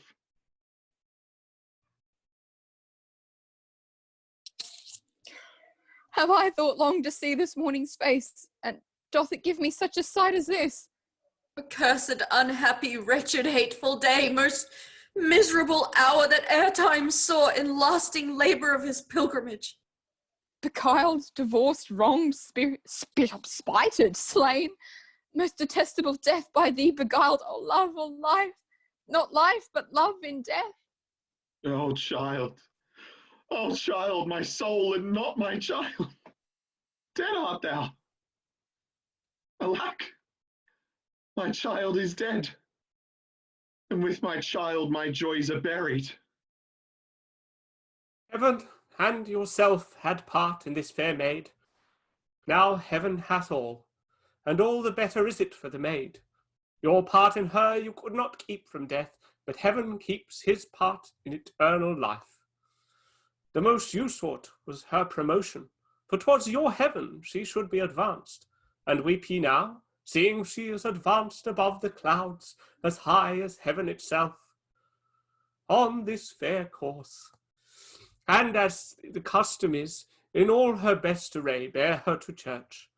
For though fond nature bids us and lament, yet nature's tears are reason's merriment. All things that we ordained festival turn from their office to black funeral. Our instruments to melancholy bells, our wedding cheer to a sad burial feast. Sir, go you in, and madam, go with him. And go, Sir Paris, every one prepare to follow this fair course unto her grave. The heavens do lour upon you for some ill. Move them no more by crossing their high will. Exit. Act 5, Scene 1, Mantua, a street. Enter Romeo. If I may trust the flattering truth of sleep, my dreams presage some joyful news at hand. My bosom's lord sits lightly in his throne, and all this day an unaccustomed spirit lifts me above the ground with cheerful thoughts. I dreamt my lady came and found me dead. Strange dream, that gives a dead man leave to think, and breathe such life with kisses in my lips, that I revived and was an emperor. Enter Balthazar, booted. News from Verona? How now, Balthazar? Dost thou not bring me letters from the friar? How doth my lady? Is my father well? How fares my Juliet? That I ask again, for nothing can be ill if she be well. Then she is well, and nothing can be ill. Her body sleeps in Capel's monument, and her immortal part with angels lives. I saw her laid low in her kindred's vault, and presently took post to tell it you. Is it even so? Then I defy you, stars. Thou knowest my lodging. Get me ink and paper, and hire post horses. I will hence tonight. I do beseech you, sir, have patience. Your looks are pale and wild, and do import some misadventure. Tush, thou art deceived. Leave me, and do the thing I bid thee do. Hast thou no letters to me from the friar? No, my good lord. No matter. Get thee gone, and hire those horses. I'll be with thee straight. Exit Balthazar. Well, Juliet, I will lie with thee tonight. Let's see for means. I do remember an apothecary, and hereabouts he dwells, and in his needy shop a tortoise hung. Green earthen pots, bladders and musty seeds, remnants of packthread and old cakes of roses, were thinly scattered to make up a show. Noting this penury, to myself I said, and if a man did need a poison now, whose sailors present death in Mantua, here lives a caitiff wretch would sell it him. Oh, this same thought did but forerun my need, and this same needy man must sell it to me. What? Ho, apothecary. Enter Apothecary. Who calls so loud? Come hither, man. Hold, there is 40 ducats. Let me have a dram of poison. Such soon speeding gear as will disperse itself through all the veins that the life we retake may fall dead. And such mortal drugs I have, but Mantua's law is death to any he that utters them. Art thou so bare and full of wretchedness, and fearest to die? The world is not thy friend, nor the world's law. The world affords no law to make thee rich. Then be not poor, but break it, and take this. My poverty, but not my will consents. I pay thy poverty, and not thy will. Put this in any liquid thing you will, and drink it off. And if you had the strength of 20 men, we'll dispatch you straight. There is thy gold. Worse poison to men's souls. Doing more murders in this loathsome world than these poor compounds that thou mayest not sell. I sell thee poison. Thou hast sold me none. Farewell. Come, cordial and not poison. Go with me to Juliet's grave, for there must I use thee. Exit. Scene 3, a churchyard, in it a tomb belonging to the Capulets.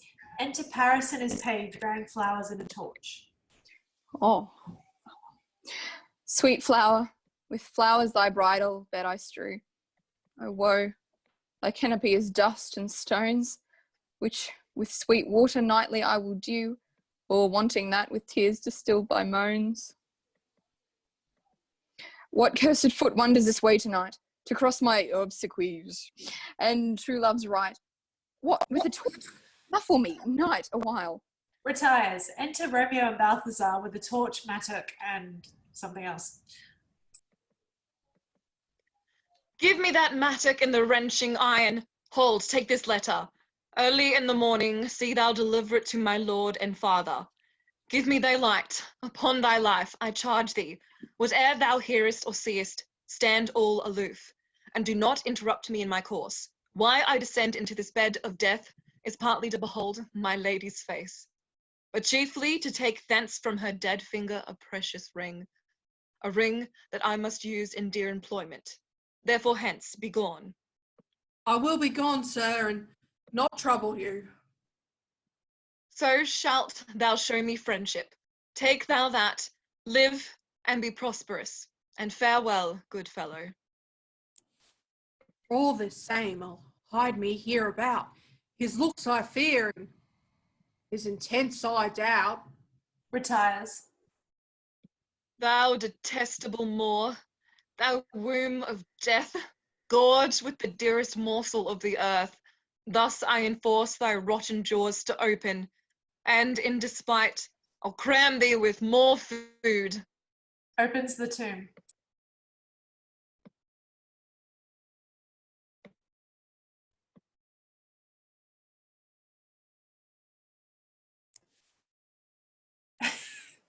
Anna, Hannah, you're on mute.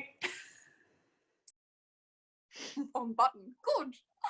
Oh, there we go. This is the banished haughty Montague that murdered my love's cousin, with which grief it is supposed the fair creature died, and here has come to do some villainous shame to the dead bodies. I will apprehend him. Stop thy unhallowed toil, vile Montague. Can vengeance be pursued further than death? Condemned villain, I do apprehend thee. Obey and go with me, for thou must die. I must indeed, and therefore came I hither. Good gentle youth, tempt not a desperate man. Fly hence and leave me. I beseech thee, youth, put not another sin upon my head, by urging me to fury. Oh, be gone! Stay not, be gone. Live and hereafter say, a madman's mercy bade thee run away. I do defy thy conjurations, and apprehend thee for a felon here. Wilt thou provoke me? Then have at thee, boy. They fight. Ah, I am slain. If thou be False. merciful, open the tomb, lay me with Juliet. Paris dies. In faith, I will. Let me peruse this face. Mercutio's kinsman, noble county Paris? What said my man? But my betossed soul did not attend him as we rode. I think he told me Paris should have married Juliet. Said he not so? Or did I dream it so? Oh, give me thy hand. I'll bury thee in a triumphant grave, for here lies Juliet, and her beauty makes this vault a feasting presence full of light. Death, lie thou there, by a dead man interred. Laying Paris in the tomb, seeing Juliet. Oh, my love, my wife, death, that hath sucked the honey of thy breath, hath had no power yet upon thy beauty. Thou art not conquered. Beauty's ensign yet is crimson in thy lips and in thy cheeks. And death's pale flag is not advanced there. Tybalt, liest thou there in thy bloody sheet? Oh, what more favour can I do to thee, than with that hand that cut thy youth in twain to sunder his that was thine enemy? Forgive me, cousin. Ah, dear Juliet, why art thou yet so fair? I will stay with thee, never from this palace of dim night depart again. Here will I remain with worms that are thy chambermaids. Oh, here will I set up my everlasting rest, and shake the yoke of inauspicious stars from this world-wearied flesh. Eyes, look your last. Arms, take your last embrace. And lips, oh you, the doors of breath, seal with a righteous kiss. A dateless bargain to engrossing death. Come, Bitter conduit, come, unsavory guide, here's to my love. Drinks.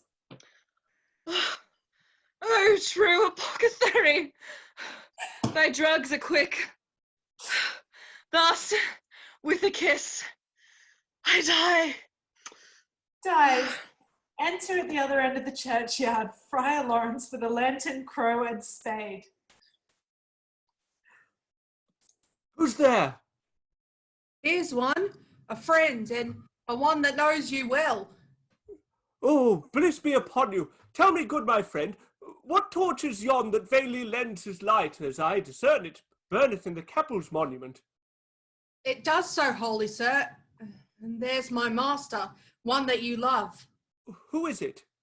Romeo. How long hath he been there? Full half an hour. Go with me to the vault. Oh, I dare not, sir. My master knows not, but I am gone hence, and fearfully did menace me with death, if I did stay to look upon his intents. Stay then, I'll go alone. Fear comes upon me. Oh, much do I fear some ill unlucky thing. Advances. Alack, alack! What blood is this which stains the stony entrance of this sepulchre? Enters the tomb. Romeo. Oh, pale. Who else? What, Paris too? And steeped in blood? Ah, what an unkind hour is guilty of this lamentable chance. Oh, the lady stirs. Juliet wakes. Oh, comfortable friar, where is my lord? I do remember well where I should be, and there I am. Where is my Romeo? Noise within. I hear some noise. Lady, come from that nest of death, contagion and unnatural sleep. A greater power than we can contradict thwarted our intents. Come away. Thy husband in thy bosom there lies dead. And Paris too. Stay not to question, for the watch is coming. Come, go, good Juliet. Noise again. Go, get thee hence, for I will not away. Exit Friar Lawrence. What's here? A cup, closed in my true love's hand. Poison, I see, hath been his timeless end. Oh, Cho, drunk all and left no friendly drop to help me after. I will kiss thy lips. Haply some poison yet doth hang on them to make die with a restorative. Kisses him. Thy lips are warm. Oh, happy dagger. Snatching Romeo's dagger. This is thy sheath. Stabs herself. There, rust and let me die. Falls on Romeo's body and dies. Enter watch. The ground is bloody. Search about the churchyard. Go, some of you, whoe'er you find, attach. Pitiful sight. Here lies the county slain, and Juliet, bleeding, warm and newly dead. Who here hath lain these 2 days buried? Go, tell the prince, back to the Capulets, raise up the Montagues. Oh, here's Romeo's man. We found him in the churchyard. Hold him in safety till the prince come hither. Ah, here is a friar that trembles, sighs, and weeps. We took this mattock and this spade from him as he was coming from this churchyard side. A great suspicion. Stay the friar too. Enter the prince in attendance. What misadventure is so early up that calls our person from our morning's rest? Enter Capulet, Lady Capulet, and others. What should it be that they so shriek abroad? The people in the street cry Romeo, some Juliet, and some Paris, and all run with open outcry toward our monument. What fear is this which startles in our ears? Sovereign, here lies the county Paris slain and Romeo dead, and Juliet dead, before warm and new kill. Search, seek, and know how this foul murder comes.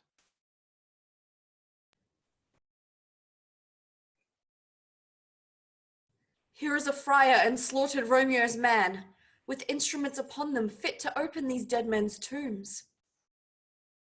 Oh, heavens! Oh, wife, look how our daughter bleeds!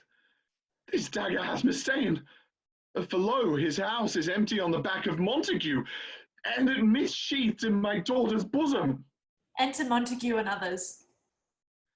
Come, Montague, for thou art early up to see thy son and heir more early down. Alas, my liege, my wife is dead tonight. Grief of my son's exile hath stopped her breath. What further woe conspires against mine age? Look, and thou shalt see. O thou untaught, what manner is in this to press before thy father to a grave? Seal up the mouth of outrage for a while, till we can clear these ambiguities and know their spring, their head, their true descent. Bring forth the parties of suspicion. Say at once what thou dost know in this. Romeo, their dead, was husband to that Juliet, and she, their dead, that Romeo's faithful wife. I married them, and their stolen marriage day was Tybalt's doomsday, whose untimely death banished the new-made bridegroom from the city, for whom and not for Tybalt Juliet pined.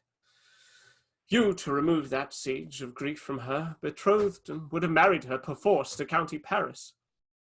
Then comes she to me, and with wild looks bid me devise some mean to rid her from this second marriage, or in my cell there would she kill herself. Then I gave her, so tutored by my art, a sleeping potion, which so took effect as I intended, for it wrought on her the form of death.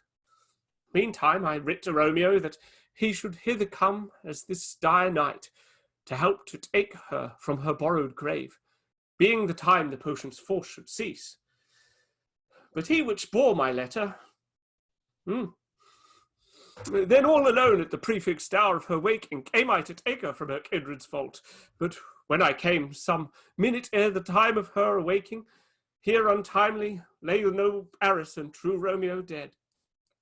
She wakes, and I entreated her come forth and bear this work of heaven with patience. But then a noise did scare me from the tomb, and she, too desperate, would not go with me, but, as it seems, did violence on herself.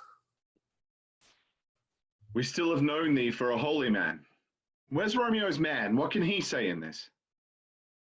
I brought my master news of Juliet's death, and then in post he came from Mantua to this same place, to this same monument. This letter he early bid me give his father. Give me the letter. I will look on it. This letter doth make good the friar's words, their course of love, the tidings of her death. And here he writes that he did buy a poison of a poor apothecary, and therewithal came to this vault to die and lie with Juliet. Where be these enemies? Capulet, Montague, see what a scourge is laid upon your hate, that heaven finds means to kill your joys with love. And I, for winking at your discords too, have lost a brace of kinsmen. All are punished. Oh, brother Montague, give me thy hand. This is my daughter's jointure, for no more can I demand. But I can give thee more, for I will raise her statue in pure gold, that while Verona by that name is known, there shall no figure at such rate be set as that of our true and faithful Juliet. A glooming peace this morning with it brings. The sun for sorrow will not show his head. Go hence. To have more talk of these sad things, some shall be pardoned, and some punished. For never was a story of more woe than this of Juliet and her Romeo. Yay! Woo! I'm so sorry, Jason. I'm so sorry you had to read opposite yourself. Oh, it's all good.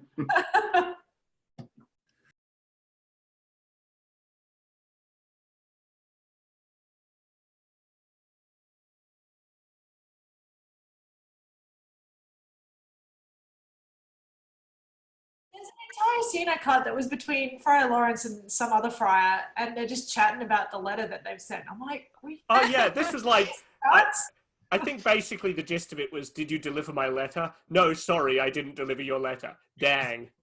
That's why Romeo dies. It's important. Yeah. Yeah. That's right. We get It's all that random Fry's fault. Yeah. That bastard. We sometimes get the kids to do an exercise in who is to blame for all of this. So they have to look at the different characters. And so many of them come up with the conclusion that it's the random friar who talks to Lawrence. And not even the friar, it's his donkey. His donkey is why Romeo and Juliet are dead, because the donkey goes lame on the way, so he doesn't get the letter there on time. Lame. Yeah, sounds about If that right. man just looked after his ass, but because Honestly. he was a lame ass. Yeah. The pain in the Well ass. done. Priorities, honestly. And It's let me tell you, there are Year 9 students who will tell you all about the lame ass who is to blame.